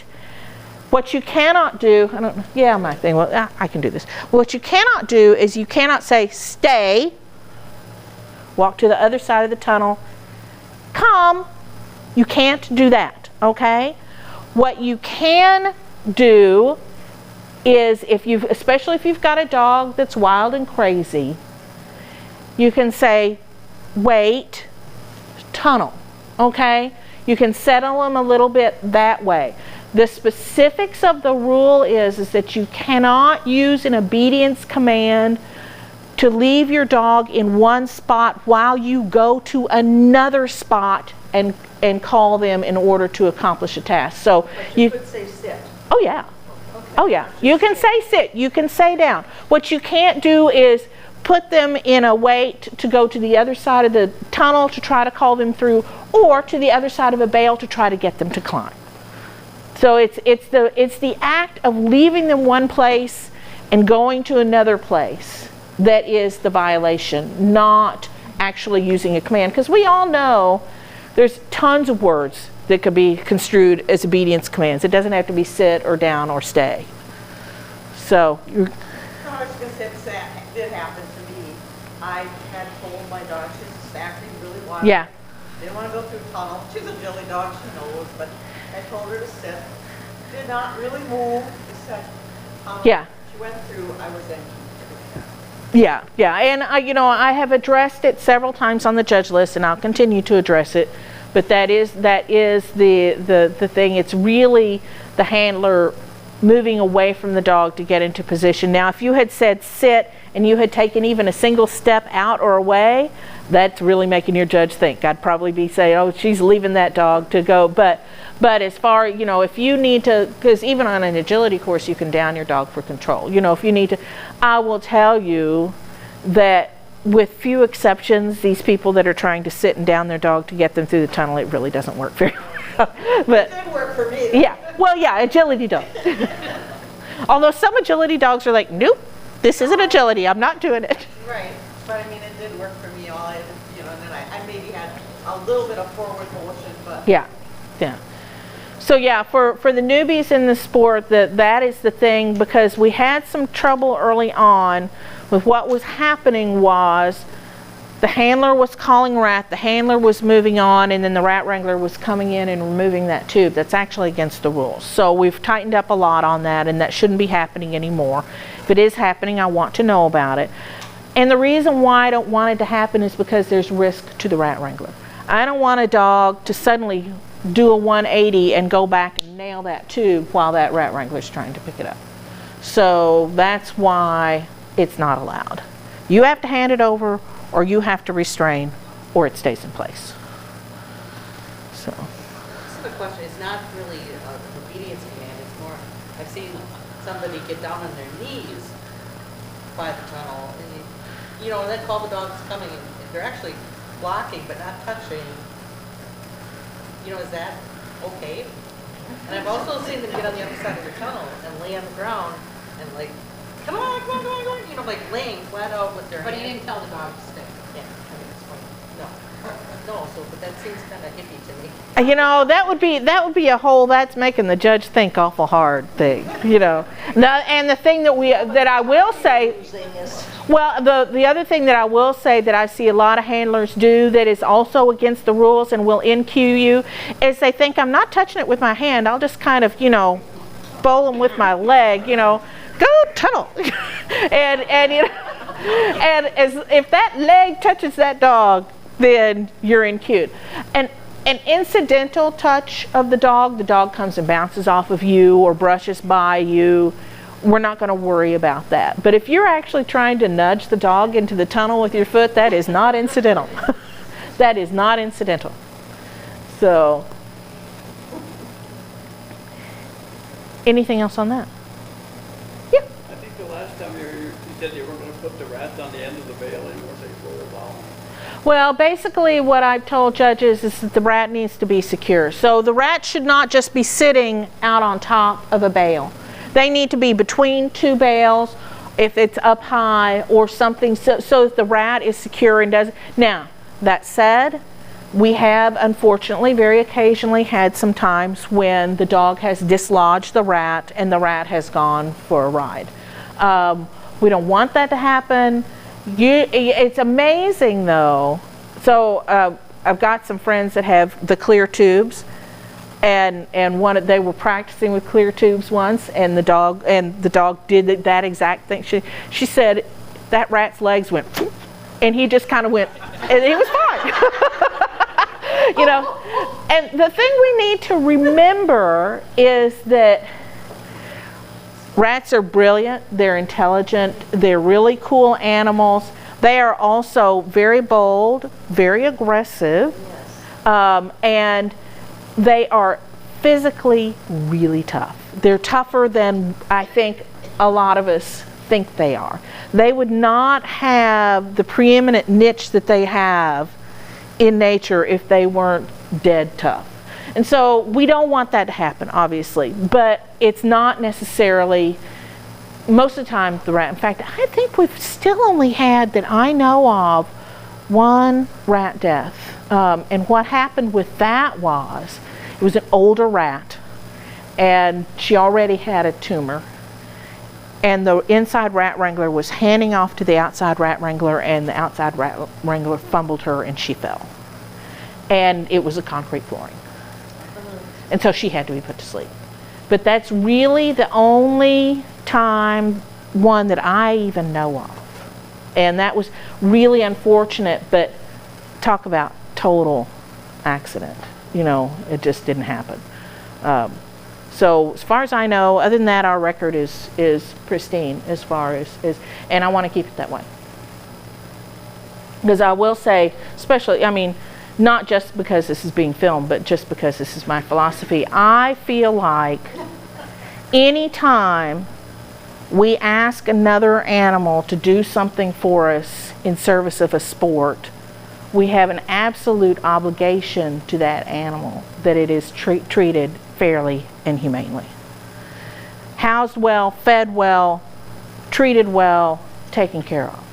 And I have already got rid of some people and some clubs that have not demonstrated that care, and I will continue to do that as necessary. Let's hope it's not necessary again, but it's just not going to happen. Yeah, Deb? What about because you have a minimum age, and now the sport's getting older, all of our rats are you ever thinking about capping an age? That's what we've done. You know, I don't think so, and the reason why not is because I think that you all who have the rats, you know when that rat is getting a little bit too old to do it, and a lot of these rats, they actually really like it.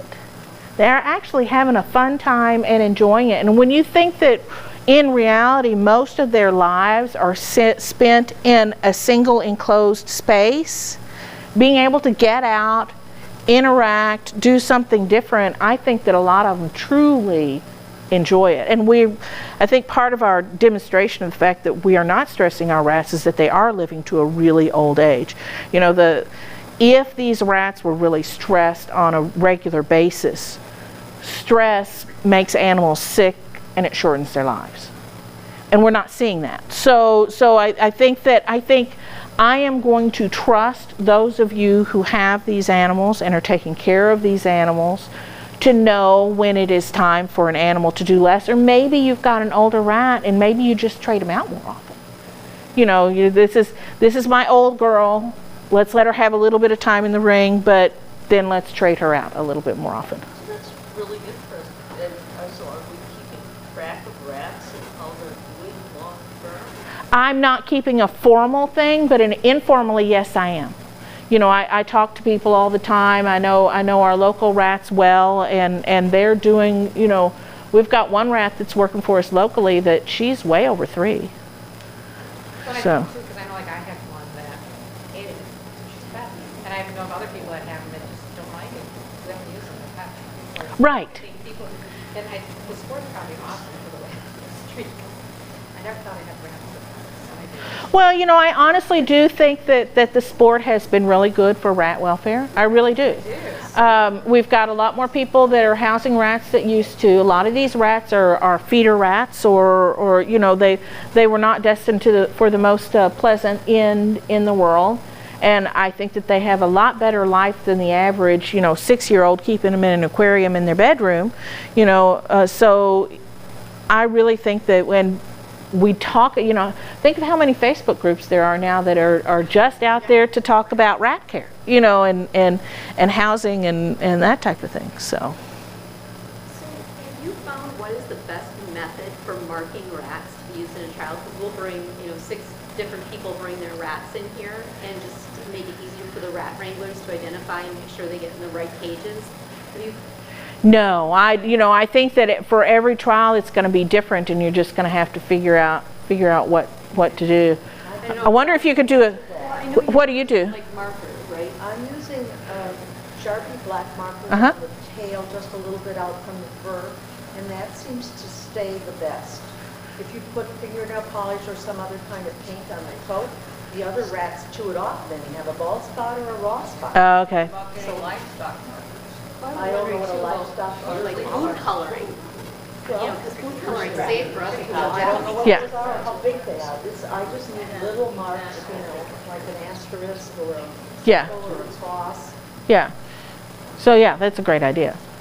That's all I But- know so far. And I was asking because I was thinking about food coloring, because since we eat food coloring, it wouldn't be dangerous to them if they licked on it or, Yeah. you know, whatever, and that's why I was curious. That if it's on the fur and it looks weird to another rat, they're gonna grab at it, believe me. That's why fingernail polish or poster paints doesn't. Yeah. Yeah. Oh yeah, you dyed them for me, that would be great. How rats I like a red one. You know, average overall age of a rat is actually not even as long as you would think. Average 24 months. Usually the longest ones that they had in this one study was actually just a hair over 3 years. If you have anything that lives past 3 years, you're doing really, really well. And actually anything between 2 and 3, you're doing really well with your rats. And we've got rats competing easily, quite a few rats competing that are easily that age. So what you have to be really careful with your rats is mold, fungus type issues. That will go, you know, we had a gal in St. Louis who just lost her whole population because it turned out she didn't even know until after 13 of her rats died very suddenly, that she had mold in her basement. She didn't even know. And that, you know, so now of course she's remediated the mold in her basement. She's getting, but yeah, so that's the thing to be careful about with rats are molds and funguses. So, yeah, Eric. I went to a trial in Ohio. Chris Poles, Friday night, 2-hour PowerPoint presentation. Absolutely fantastic. Yeah, she's great. And I asked her, can I have a copy of it? You know, can you put it out on the internet? She said she's going to ask you. So I think it's the best thing I've ever seen. She hasn't contacted me with it yet, but I'll talk to her. And you know, Chris is one of those where what she has done, which a lot of rat people are putting tubes in the cages and everything to get the rats used to them. But what she's actually done is she has actually trained her rats to leap into the tube when they want to work. So she just takes her tube and sticks it down there, and they basically fight each other to get to be the next rat in the tube and jump in, and then.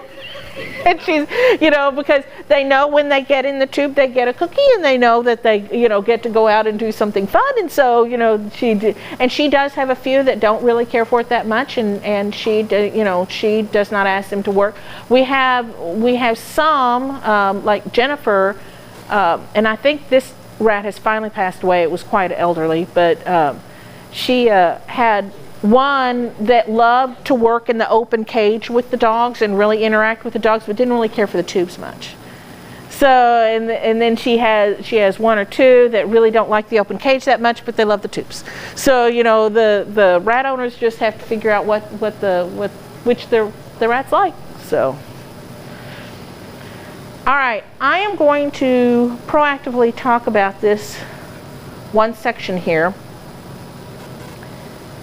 And I want to talk about, before I take more questions, I want to talk about the code of good sportsmanship in barn hunt, because I think it's really important. And what it says is all participants and spectators attending barn hunt events are required to operate as good sportsmen and sportswomen. Good sportsmanship includes honesty, courtesy, respect, and being gracious in both victory and defeat. No harsh punitive or corrective training is allowed on trial grounds. Any handler who verbally or physically abuses his or her dog in or out of the ring can face discipline from a verbal warning, dismissal from class, dismissal from showgrounds, and up to expulsion from future events depending on the severity of the infraction. Handlers and spectators should show good sportsmanship towards the judge, the show committee, stewards, and competitors. Displays of poor sportsmanship will result in disciplinary action from the trial committee. The BHA empowers the trial chair and committee to make disciplinary decisions on behalf of the BHA LLC, and all decisions made at a trial are considered official BHA rulings. Parties may appeal permanent bans to the BHA, who will make a final decision on whether or not the person involved will be able to return to any barn hunt event. Barn hunt is a family-friendly sport. Actions which would cause a family with young children to conclude the sport is inappropriate will result in disciplinary action. And the reason why I bring this up is most people are good sports. Unfortunately, I think because this sport has attracted so many people who have never done dog sport before. You know, those of us who have been in dog sport for a long time, we know that you don't get rude with the judge. You just don't. That's, you know, you can ask the judge or the committee things politely, but you don't get rude with them. And I think some people coming into this, they don't really understand this. And unfortunately, we've had some incidents and continue to have incidents where competitors are very rude to judges or committee members. And then I have. Do you think you'll ever put in like a veterans division for the older dogs that can't climb as well? Or for disabled handlers? Well, ones that Bruce Rat wrangling. We do already accommodate disabled handlers, and now this sport will never be able to totally accommodate a wheelchair, because the way the courses are built, you're not going to be able to be wheelchair accessible for everybody. It is required that it be wheelchair accessible from the gate to the start box, wherever that start box is. So, and we can make other accommodations that way, and reasonable accommodations otherwise for other able people we can definitely do. As far as veterans, maybe that's not really my first priority. I really want to, I'm working on and hope for this next set, I really want to do level titles. So I want to do level X titles. So if somebody has a dog, older dog, can't compete, they can stay in novice forever if they want to, and get, like, 10 extra novice legs. You've got a novice X, 20 extra, X2. I really want to be able to do that. It's a little bit of an infrastructure challenge, because if we do that, then it means that I need to split into an A and B division. Because I don't want my first time people who are just coming in the sport to be competing directly head to head with people who already have a title and have more experience. So this is all then becomes a computer logistical club software issue. So that's why I'm not quite sure it's going to happen in the next set, but that is a definite. And I'm, part of the reason why I'm up here is that I'm also looking at different games that are going on around the country, and do we need to add, some non-regular optional classes that clubs can hold if they want to, not required, that might be more of a game type class to vary things up. So. Oh yeah, they'd be titling.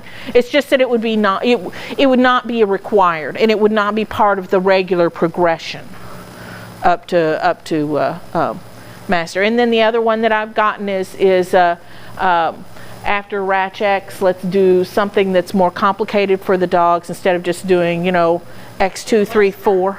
So, More complicated and less. well, if we do something, it would be definitely. I was very tempted, and I will tell you that I was very tempted in these master changes to give less time to master dogs, and I got lots of squawking about that, so I decided not to. But I was very tempted to give them less time. I was very tempted to make it 4 instead of 4 and a half. I mean, watching the master people here, time is used up because you have it to make sure that you have checked every place, and you're almost kind of, okay, do I need to recheck here because I know I have time? Yeah. So I don't see. Why don't you do like a name that too? I can find the rats in 2 minutes. Because that would be a secretary nightmare.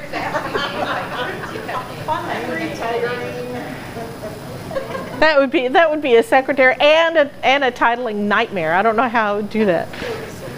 So, and just to sort of give you all an idea, in my judges, so when we're talking about the sport as the original sport plus making any changes to the sport, I really have to think about clubs, trial secretaries and chairs and their work.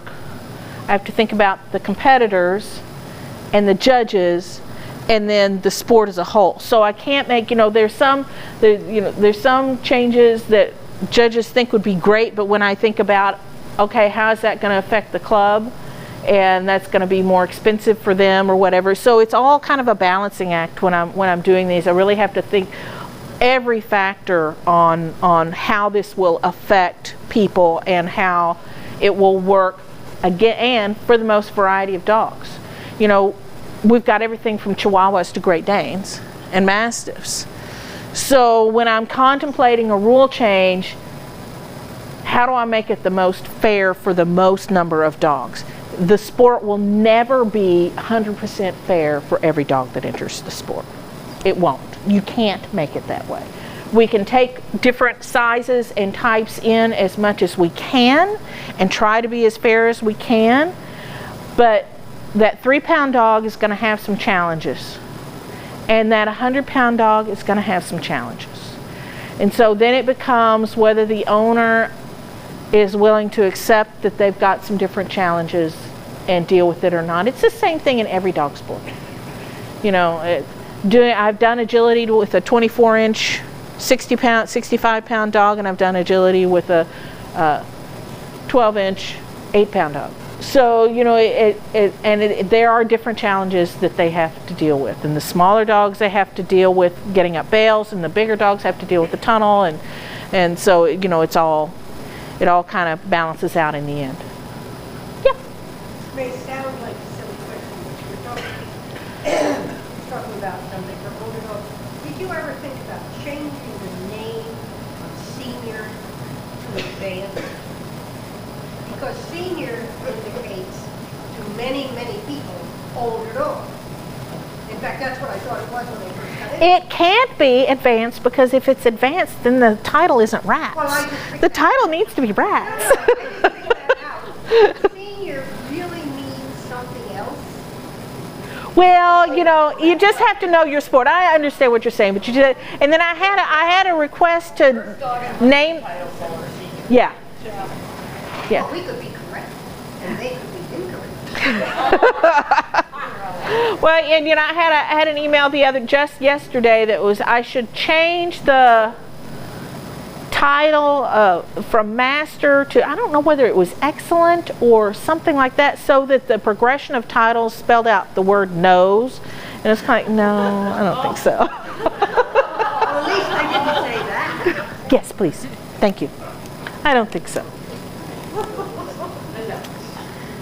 I always thought you should put in a graduate open class in.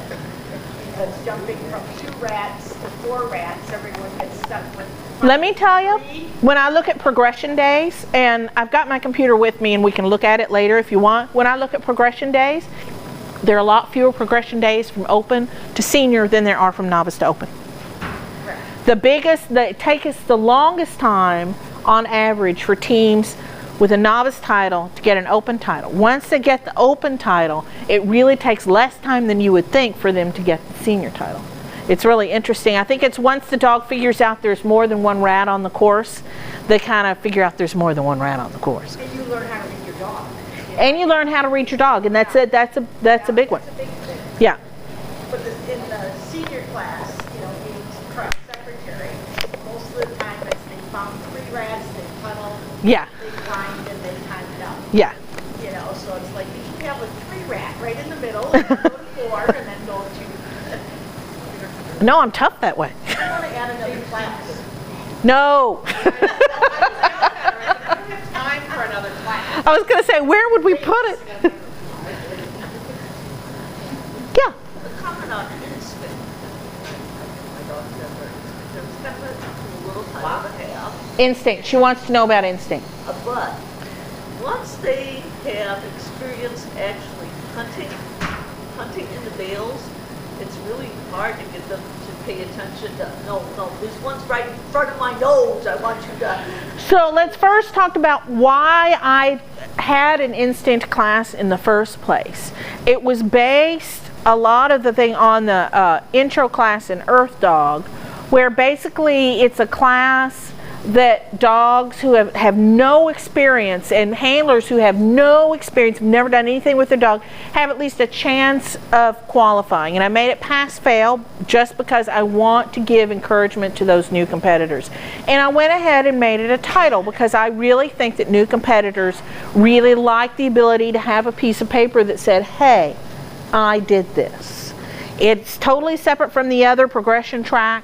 But you're absolutely right. So what we see a lot of, I was just talking to a competitor about this the other day because we were having the conversation about if you're entered in instinct and you've got 2 novice legs and you go to a third 2-day trial, you're entered in instinct both days, you finish your novice title on Saturday, can you still do instinct on Sunday if you move up to open? And the rules say yes, you can. But my question to her was, well, you've got 60 days to move up to open. Is your dog ready for open yet? Or should you just go ahead and spend that extra day, and only you know whether you should spend that extra day with your dog in novice to reinforce where they are. You know, people think that once they finish a title, they have no time. And in barn hunt, I'm hoping to ameliorate that, but for now, you know, you do have 30 days to move up in barn hunt. And then the other thing is exactly what you talked about. Once these dogs learn to hunt, a lot of these handlers are finding that when they try to do instinct, even with dogs that just have a couple of novice legs, the dog is all of a sudden completely ignoring the tubes that are right out there on the ground, right in front of their face, and they are circling the bales and looking all around the bales and trying to get in the bales, and they're like, there's rats in these bales. I know there's rats in these bales. I don't care about these tubes down here. I know there's rats in these bales. Because it is a game of hunt drive. And the dogs that have good hunt drive are the dogs that do really well in this sport.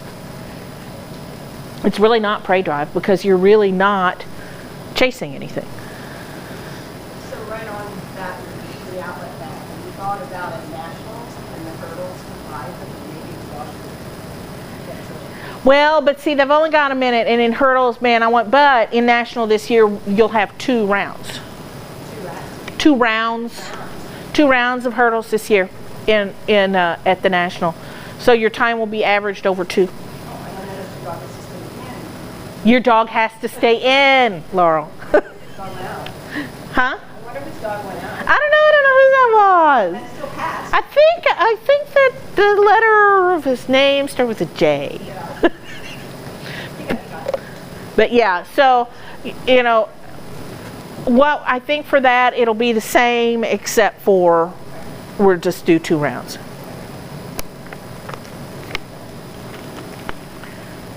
Okay.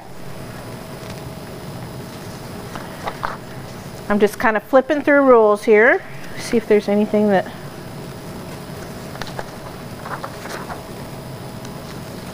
Maybe they want to know about becoming a judge. We can do that. We can do that.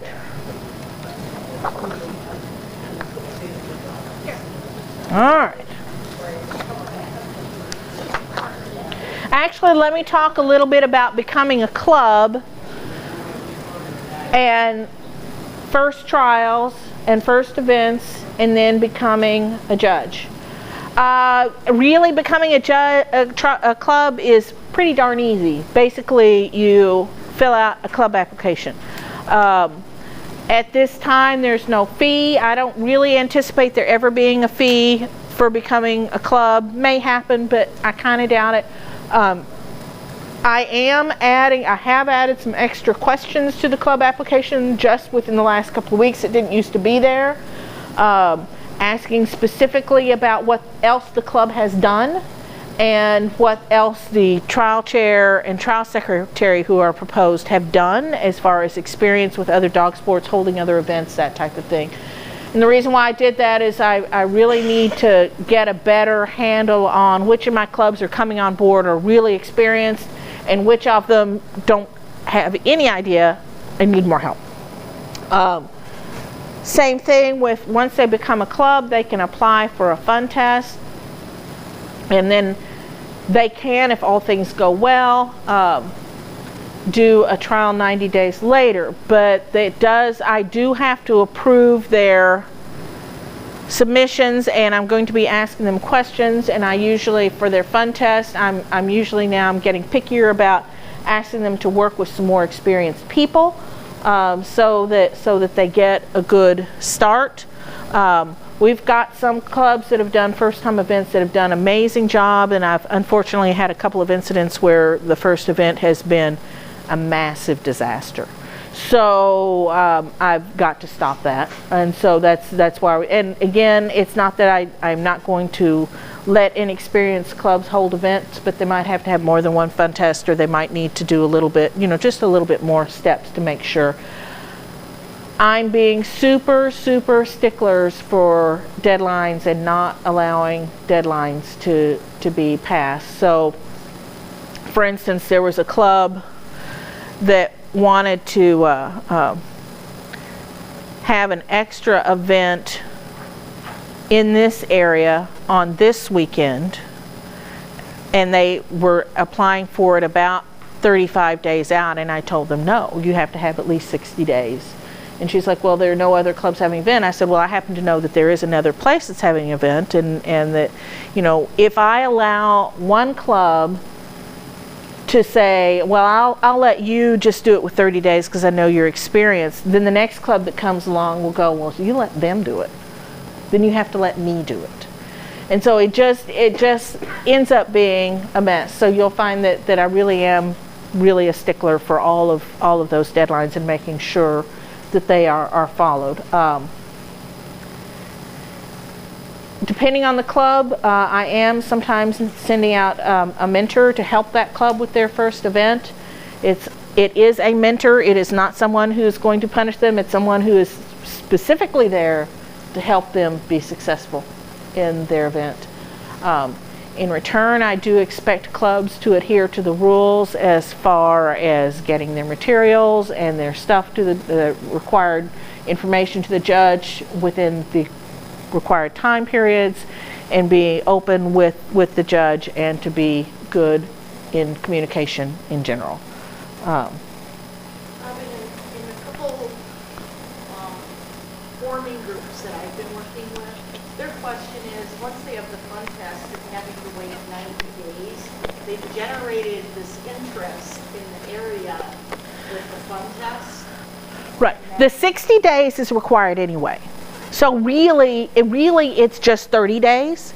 And that 30 days is just to give me, and if necessary, the committee, enough, because they'll have their fun test, and then they've got a week to get the results. Right. And they don't sometimes do it the right way. And so I have to get back with them, and then we have to have a discussion. So that 30 days is all padding to make sure that everything is correct and in correctly, and then really they can apply for that trial 30 days later. They don't have to apply. No, the trial can happen 90 days later. So they can apply, you know, if everything goes well, then they can, they've got, let's say that they have the fun test on March 1. Then if everything has gone well and they've got all their paperwork in and everybody's happy and everything's good and I've said they can go ahead, April 1, they can apply for the trial that would happen June 1. Okay, so that's really 90 days. Good explanation. Yeah. It just seems like, you know. Yeah, so it's not that they have to, it's not that they have to wait 90 days to even be able to apply for a trial. Does that make sense? Okay. Perfect sense. But with, you know, I don't guarantee anybody anything. It all depends on, you know, what's your paperwork like, what, you know, and part of it honestly is whether or not they have and can follow the rules as far as making sure the paperwork gets to the right place and is formatted correctly and that type of thing. And then I usually ask some people, you know, how'd it go, what, you know, what happened, and that type of thing, and get feedback as well. Yeah. What's the jurisdiction requirement? I mean, is there a day weekend, 100 miles? 200. 200 at this time. And you know what I hope happens, which happens in some places and does not happen in others, unfortunately, what I really like to see happen, and it works really well when it does, is for all of the clubs in a certain geographical area, like within 200 miles of each other, to be cooperative, get along, realize that if you work together to put dates out there that don't conflict with each other, that everyone benefits. Because in a way, the more competition there is in an area, the better everyone does. Because the more often somebody can trial, even if it's not at your trial, then the more vested they get in the sport and the more often they want to trial. What I have happening in a couple of areas, unfortunately, is that the clubs are feuding, and what they're trying to do is they're trying to stomp on each other's dates and take all of the available dates so that the other club can't have it. And on the one hand, that's not against the rules. I can't do anything but say, I don't think this is a good idea to them. But it's unfortunate that it happens, and so far, it really has not turned out well for the club who has ended up doing this. So, yeah. Not jurisdictional question, but area question. Can a club within 50 miles start up of another? You don't have any- I do not have any at this time, and I don't know, I probably never will. I don't have any particular restrictions on where a judge can, where a club can start up. So, you know, if they want to start up in that area, especially in metropolitan areas, you know, it really shouldn't.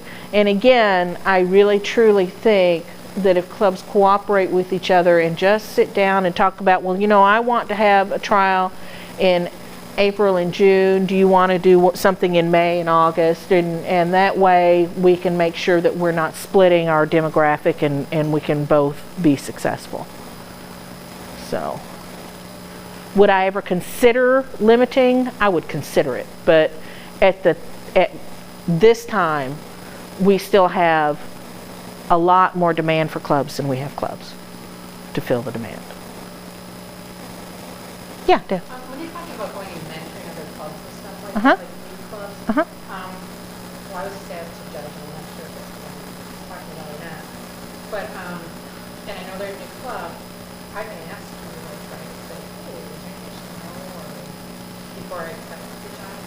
Yeah. Yeah, absolutely.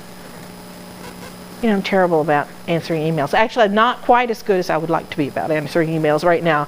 Things have gone from about half an hour to like sometimes a couple of days before I get to things, but it's getting better. So, yeah. You send a mentor out to the club, does the club have to pay for that? No. If I actually send a mentor to the club, I pay for it. So, and a lot of times, and one of the things I'm going to be working on, and I'm working on it with Susan Chapman and a few other people, is getting together a list of judges who are willing to be mentors, and then asking them, you know, as they're going out anyway, you know, I was going to compete there, or I was going to, you know, I'm a judge there anyway, to mentor, because there's only a certain number that I can afford to send when I'm footing the bill. But if I decide, and I especially decide it for remote areas, like I sent one to Utah for Utah's first trial. You know, I sent Liz from Nevada, because they do a lot of events. You know, so it depends on who the club is and what the circumstances are, and sometimes I can just kind of tell by the way the club is interacting with me and the way things have gone that I think these guys might need a little help, so I'll send somebody. But it really is to help the club, and because it's to help the club, I don't think it's fair to make the club foot the bill for them. In AKC Parks and Ability Testing, activities, events have grown so fast that there's a real shortage of judges. Yeah. Particularly today as well. Have you had that experience? Are you addressing that? Well, we are short judges. We're getting better on judges. I've actually in pretty good shape as far as judges that have taken the test and are ready for me to do a final review. I think I just have a couple maybe that are out there that need to be looked at. But it's an interesting conundrum, because on the one hand, we definitely need more judges. On the other hand, I need to be very careful who I get to be judges, because the judges, you know, because this is a single person owned sport and not AKC, and I don't have a big infrastructure, my judges really represent the sport as a whole, and they really need to have the Barnhut philosophy and be able to be friendly and accommodating and all the things, you know, they're really representing the entire sport. So if I have picked the wrong person, then that's a big problem for the whole sport. So I have to be really careful who I'm choosing for my judges to make sure that things are being done the correct way. So it's sort of, I'm moving with all deliberate speed, but it's not always, you know, it's not always as fast as I would like. Yeah. This is just a comment. carrying more than just bar nuts up the show. I'm on the AKC Performance Committee, which deals with delegates with more parts Right. of the country. So it's three of them. The bar nuts are really the only non-AKC sport. AKC is really great. Instead, we will pick up the title and encourage our member clubs to engage in these things. Go back to coursing, for instance, the American Sighthound Field Association in York Parallel fought and are still fighting for, now we're in the second or third generation. To my knowledge, only your bar nut organizations, and I think it's a credit to you and to everybody here, because there are no. We go every quarter, and there would be, if there were complaints or difficulties, they would come up at these meetings because staff is there, obviously, and we have a pretty wide process. If there were difficulties with this, it would be highlighted, and there have not been any. And so, obviously, the plan is now, recognizing your titles, AKC clubs are getting involved, and that never really happened. Well, I will tell you that AKC is doing a very similar event with North American Dock Diving, which currently is much smaller than we are. It's a gal out of Texas, but she's growing, and she's right now she's facing some of the same difficulties that I faced early on, as far as her demand is outstripping her ability to meet it. I have, thank goodness, through mostly, honestly, through Jeff Potts of Ironware, who has come up with the brilliant register and all of that software that is the back end. I consider him a genius. Have been able to do as well as I have because of that, and because of the other independent contractor that I have, who has taken over the trial things. But there's a North American Dock Diving, and I do believe they have something similar with fly ball as well. But I get a lot of questions from people, you know, how did you get on with the AKC? How did that happen? Why did that happen? And I will tell you that the AKC contacted me. I did not contact the AKC. And I really have gotten along really well with Doug Lundgren of the AKC. I have a huge amount of respect for him and the job that he's trying to do, and like him quite a bit. And I think that we just kind of clicked, and it's been mutually beneficial for all of us. So I feel blessed in that way. What you really wouldn't find, dock diving just is not scalable like bar hunting.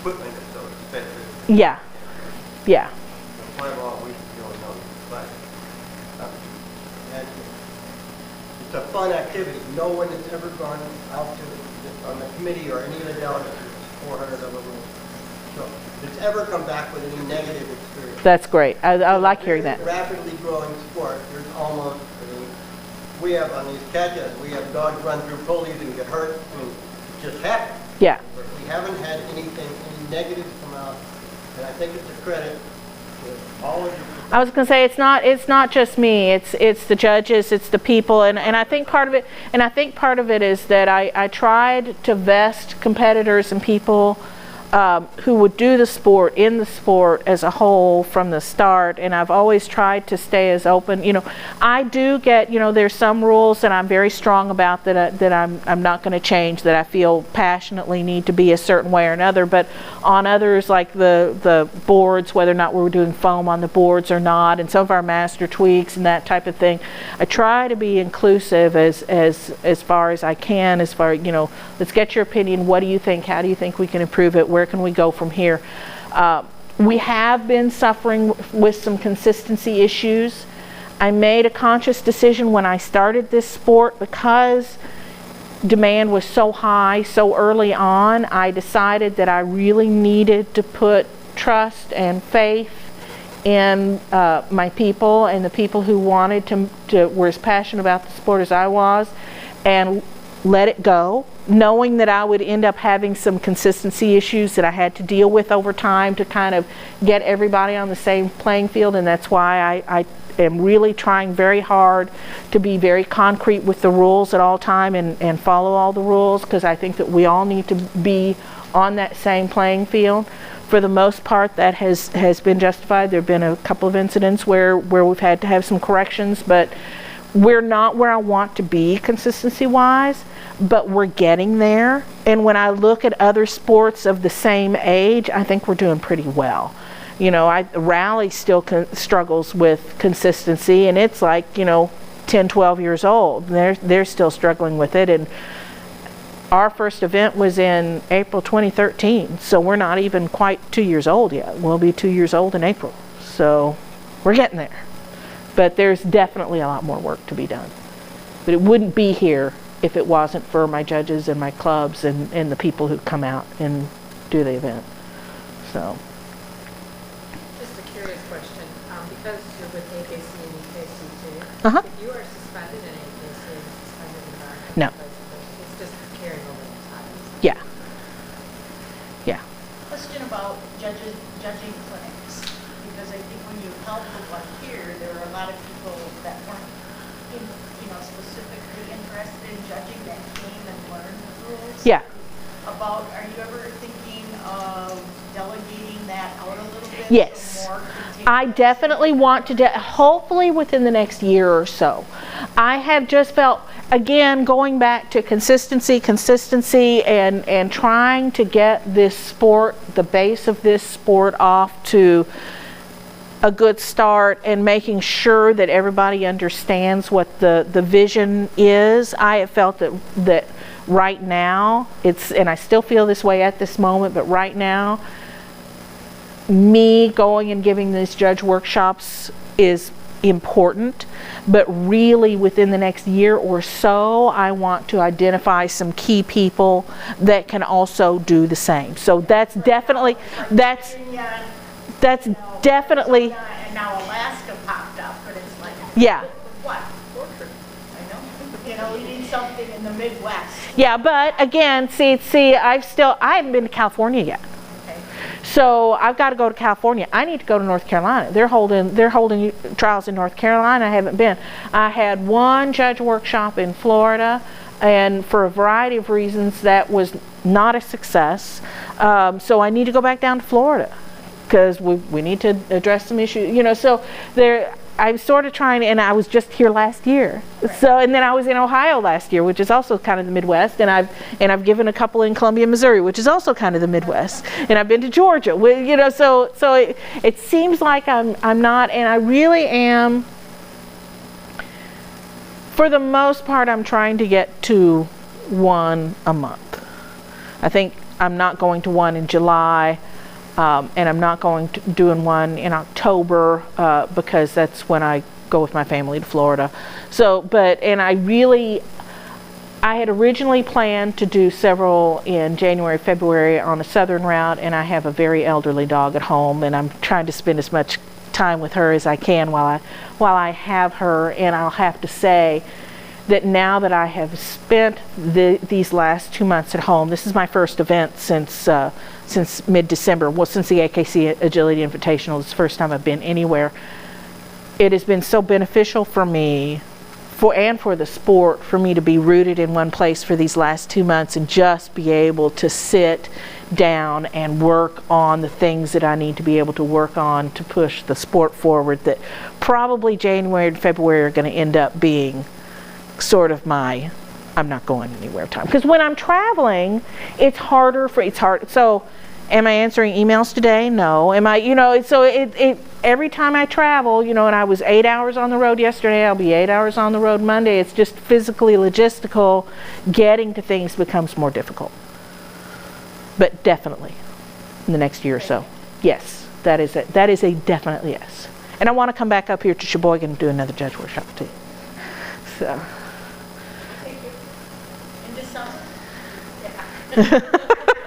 December, yeah. To Wisconsin in December? Mm-hmm. No. Just last year? Last year, wasn't it? It's like the frozen tundra up here. Go to a Packer game. I don't even like football. You can't convince me with football. I don't even like football. I'm one of those people that doesn't even bother to watch the Super Bowl. Other questions? Quick talk about judge criteria. To become there are 2 different levels of judges. There's an A-level judge and a B-level judge. And the B-level judges can judge through open, and the A-level judges can judge anything. If you want to become a B-level judge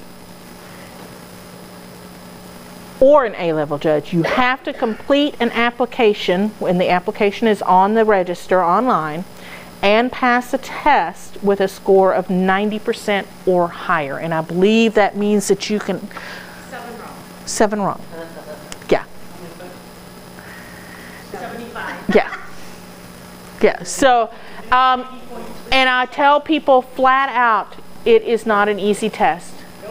It is very deliberately tricky, and the reason why it is very deliberately tricky is that I want you to be reading those rules. I want to know that you understand the rules and the nuances of the rules, and be able to really think about each question and how it works. Now, you can take it once. I want it, at least the first time, I want it to be closed book. If you need to take it a second time, I will let it be open book for the second time.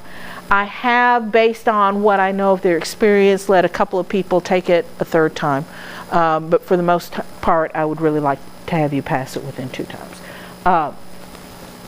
You have to have handled at least 1 dog to a novice title. You have to have performed a full range of judging duties as the primary judge at 1 or more fun tests. And we do have clubs that are doing fun tests just to help judges. Okay. You have to have worked at least once in the following position for the cumulative time of an entire licensed trial: rat wrangler and assistant judge. Now, assistant judge has been up in the air for a little while, and Greg Perry's been putting together a assistant judge criteria for me for a little while. I need to follow back up with him and see where that is, because what we were having is people who were showing up at the ring and saying, I'm an assistant judge, and then an hour later they would have wandered off somewhere. So we're going to make that a little bit, and I will eventually, with the next set of rules, I'm going to add scribe, because I think actually scribe is almost as important, if not more important, than assistant judge. I think you also have to add if you were the trial secretary. Well, you know, I almost had it as being you had to have been a secretary at a trial. And I decided not, but that's bring that up when I do it, and I'll strongly consider it. What they do in the ring sometimes reflects, yes, yeah, what the trial secretary needs. Right. And you have to attend a judge workshop either before becoming a judge if you don't have any other official dog sport judging experience, or within 1 year of becoming a judge if you have other dog sport judging experience. Now, when I expand my base and am able to give more judge workshops, I will tell you that I am also probably going to start requiring existing judges to have a workshop within X amount of time, like every 3 years or something like that, so that the existing judges are keeping up to speed on the, not doing it now, because since there is only one of me and I can only give a limited number, I don't think it's fair to ask the existing judges to have to come, but that is something that will change. All right, then if you want, the other thing that happens for all judges is that once you have completed those steps, what I have is you've got an application on the register, and that you can save that application and fill stuff in as you get experience in different positions. And once you have everything done but the test, then you submit it, and it will send you the link to the test. And you take the test, and you get 100% on the test. Okay, it hasn't happened yet, but it could happen. You get 100% on the test. Then after that, what I do is I look at your application, I look at your test score, and your name is published to the closed judge list and the closed secretary list. And those are all the judges and the secretaries of the United States. And I ask for feedback on those lists. That is a really important step, because it's really through feedback from various people who have actually worked with you that I get a lot of valuable information. 99% of the time it is positive. I did have to just deny someone because feedback was not positive, and unfortunately it was over a number of events in a large geographical area. And so I had to, and it was unfortunate because this was someone who was very, very qualified on paper, but there were other issues. So, and then the difference between B and A level is that for an A level you have to have at least an open title on a dog, and you have to, if you're already a B level judge, you have to act as a backup judge in the senior master level for at least 2 or more licensed trials, or if you are not already a B judge, you have to do perform the full range of judging duties as the primary judge at 2 or more fun tests. Plus, you have to have been a rat wrangler assistant judge for 2 or more entire licensed trials, and you need to, again, attend a judge workshop before, if you don't have any other official judging experience, or within 1 year if not. Now, I will tell you that it's not in the rules now, but I'm going to end up changing the wording from entire licensed trial to a certain number of hours, because one of the things that has been happening is that clubs have been putting on fun tests to qualify a judge, and then they just enter like their 4 or 5 dogs into that fun test, so that this prospective judge has perhaps judged 15 runs, and so it's going to become 8 hours. It's going to have to become 8 hours, because I don't think, it's not that I don't want judges, but it's like we were talking about. I want the people who are good, because let me tell you, once you become a judge, you're going to be in demand, and you're going to get slammed. And there's a huge, huge difference between judging 10 or 15 runs and 120 runs. In terms of your fatigue, being on your feet, keeping alert for that a period of time, all of that type of stuff. So I really think it does a disservice to our prospective judges to have them with such a small amount of time.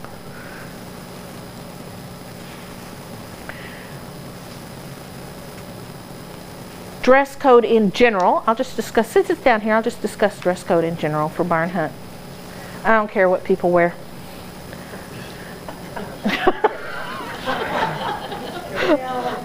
I want my judges to be comfortable. I talk about it at the judge workshop. I mean, I don't want you falling out of anything, and I'd like it to be clean.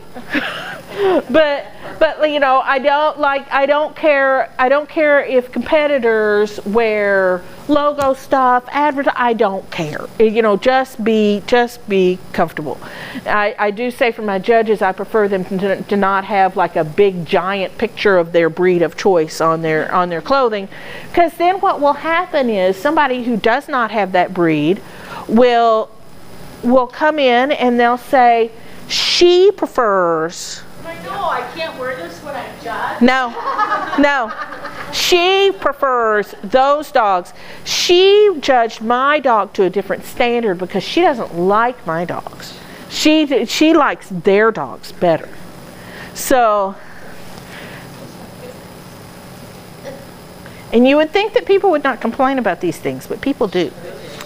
So, oh yes, they do. And so competitors and judges and everyone knows there are two positions in barn hunt where I require people to be physically able, and one is as a judge. Judge needs to be able to move around the ring. Can't stay in one place. You have to be able to follow that that dog around, because it only takes a second for a male dog to do this, and you need to be able to see that. So if you're way over here hanging out and that dog is way over there, you can't see what that dog's doing. And for you competitors, that does not mean that I want the judge like dog in your heels or right on top of the dog. So, but they need to be able to see. So the competitors need to expect that judge will be moving around. The other one is rat wranglers. Rat wranglers also have to be physically capable of getting someplace in a hurry. Because rat wranglers are not allowed to move at all until rat is called, and when rat is called, they need to get there. You know, so someone who is very, very slow is not someone who should be a rat wrangler. They need to be physically capable of removing, because it's seconds off the clock for that competitor. So I get complaints about that too. And I understand it. It's really frustrating when you're trying to move along and you've got your dog restrained and the rat wrangler is not as spry as they should be, and it's taking a long time. So I expect competitors and judges, etc., to show up on time. I am telling judges that if a competitor is not in the blind on time, that it's the judge's option whether or not that competitor is even allowed to compete. And if they are allowed to compete, I'm suggesting that judges move them to the end. So it's not really, you know, we've gotten one of the reasons why our trials drag long is people are not getting to the blind. And I think competitors have somehow decided that it's the club's job to remind them to get to the blind.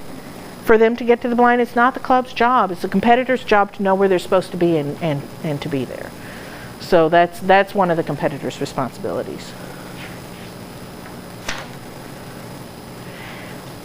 All right, guys, what else do we have? I have a question. Sure. It just made me think of it when you're talking. If you are either a rat wrangler or you are observing outside of the ring or whatever, and the judge does not see a dog eliminate in the ring, You say nothing. after the dog leaves, You can. have it cleaned Yes, up? yes, yes. So that's the question is, you know, if the judge needs to see it. If the judge doesn't see it, it didn't happen. It's the same thing like the scribe. If the dog climbs and the judge says nothing, the scribe is not to mark climb on that sheet. The judge has to see it and call it. Now, and that happens, and what do you do if you're a competitor? And you're sitting there, your dog's got 4 feet on the bail, judge is saying nothing. You might just say to the dog, "What a nice climb you did, thank you." You can definitely, because you can talk to your dog at will. I would not say, what would be a bad idea is to turn to the judge and say, "You missed that climb, she climbed." Don't do that.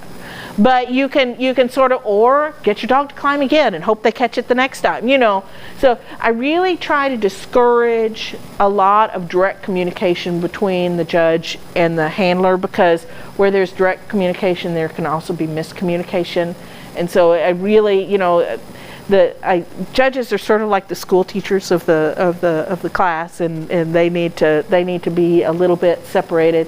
And I know that even when one of my really good friends is judging, I will actually, I guess because I've been in AKC for so long, I will actually say yes ma'am or yes sir, no ma'am, no sir to that person, even though I may be going out to dinner with them later. But when they are in that ring, they are the captain of that ring. They deserve the respect, and really we should not be creating any sort of a intimate relationship between each other, because people will look at that and they'll say she judged her differently because they were joking around. It was clear that they were best friends in the ring, and she judged her differently because of that. So something to think about. Yeah, Laura. I'm sorry? Well, you can, yes. I mean, I tend to, when I'm in the ring with my dog, this is my time with my dog. It's really not my time with my dog, the judge, and the rat wrangler. I want to be focused on my dog. I want to be working with my dog. I want to be communicating with my dog and watching my dog at all times. And hopefully they're doing what they're supposed to do, and I say rat and I do my thing. And other than that, I really want it. I keep my communication with the other people in the ring to a minimum. I sort of block people out. So did she ask about talking to the rat wrangler? I guess I Yeah. But the rat wrangler shouldn't really converse. No, the rat wrangler should not be conversing. Yeah, the rat wrangler's not supposed to talk to you. Yeah. But I don't talk to the rat Can wrangler. you just back up? Sure. Back to like when we get the rats. and they call rats? You know, like, you know, like you gotta kind of. We have a lot of judges that are sort of allowing the questioning call to slide. We have a lot of people who are going rat, and the judge is saying yes. And the rules are so clear on this. You have to say it declaratively. You have to be confident that it's, even if you're not confident, say rat. Then think, I hope it's the rat. but the rules are so clear on this. So if the competitor is asking it as a question, and you can tell that because when it's a question, the inflection goes up at the end, rat, the voice goes up, that really technically is not a call. And what happens for that, if you're a judge, is you just stand there. You don't say anything. You can't tell the competitor you need to be more declarative. You're not, you know, that's up to the competitor to know. So if they're a competitor and you think you're calling the rat and the judge is just standing there looking at you, maybe you ought to think about being really declarative about it again. So yeah, that's a good one to bring up. And I also had one person come in the ring. I mean, there's like nothing there. There wasn't even a strap. Rat, rat, rat, rat, rat, rat, the whole time. It's like, whoa. I just kind of explained. But when she really found a rat, she's like, rat. You know, but I explained to her that could really, you know. Yeah, you know, that's the old adage, don't make the judge think. Yeah.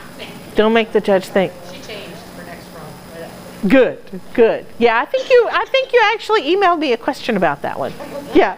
That's a little, you know, and a lot of competitors, including me, will say, my release word for my dogs is go rat, you know, out of this, go rat, you know, or is that the one? You know, but yeah.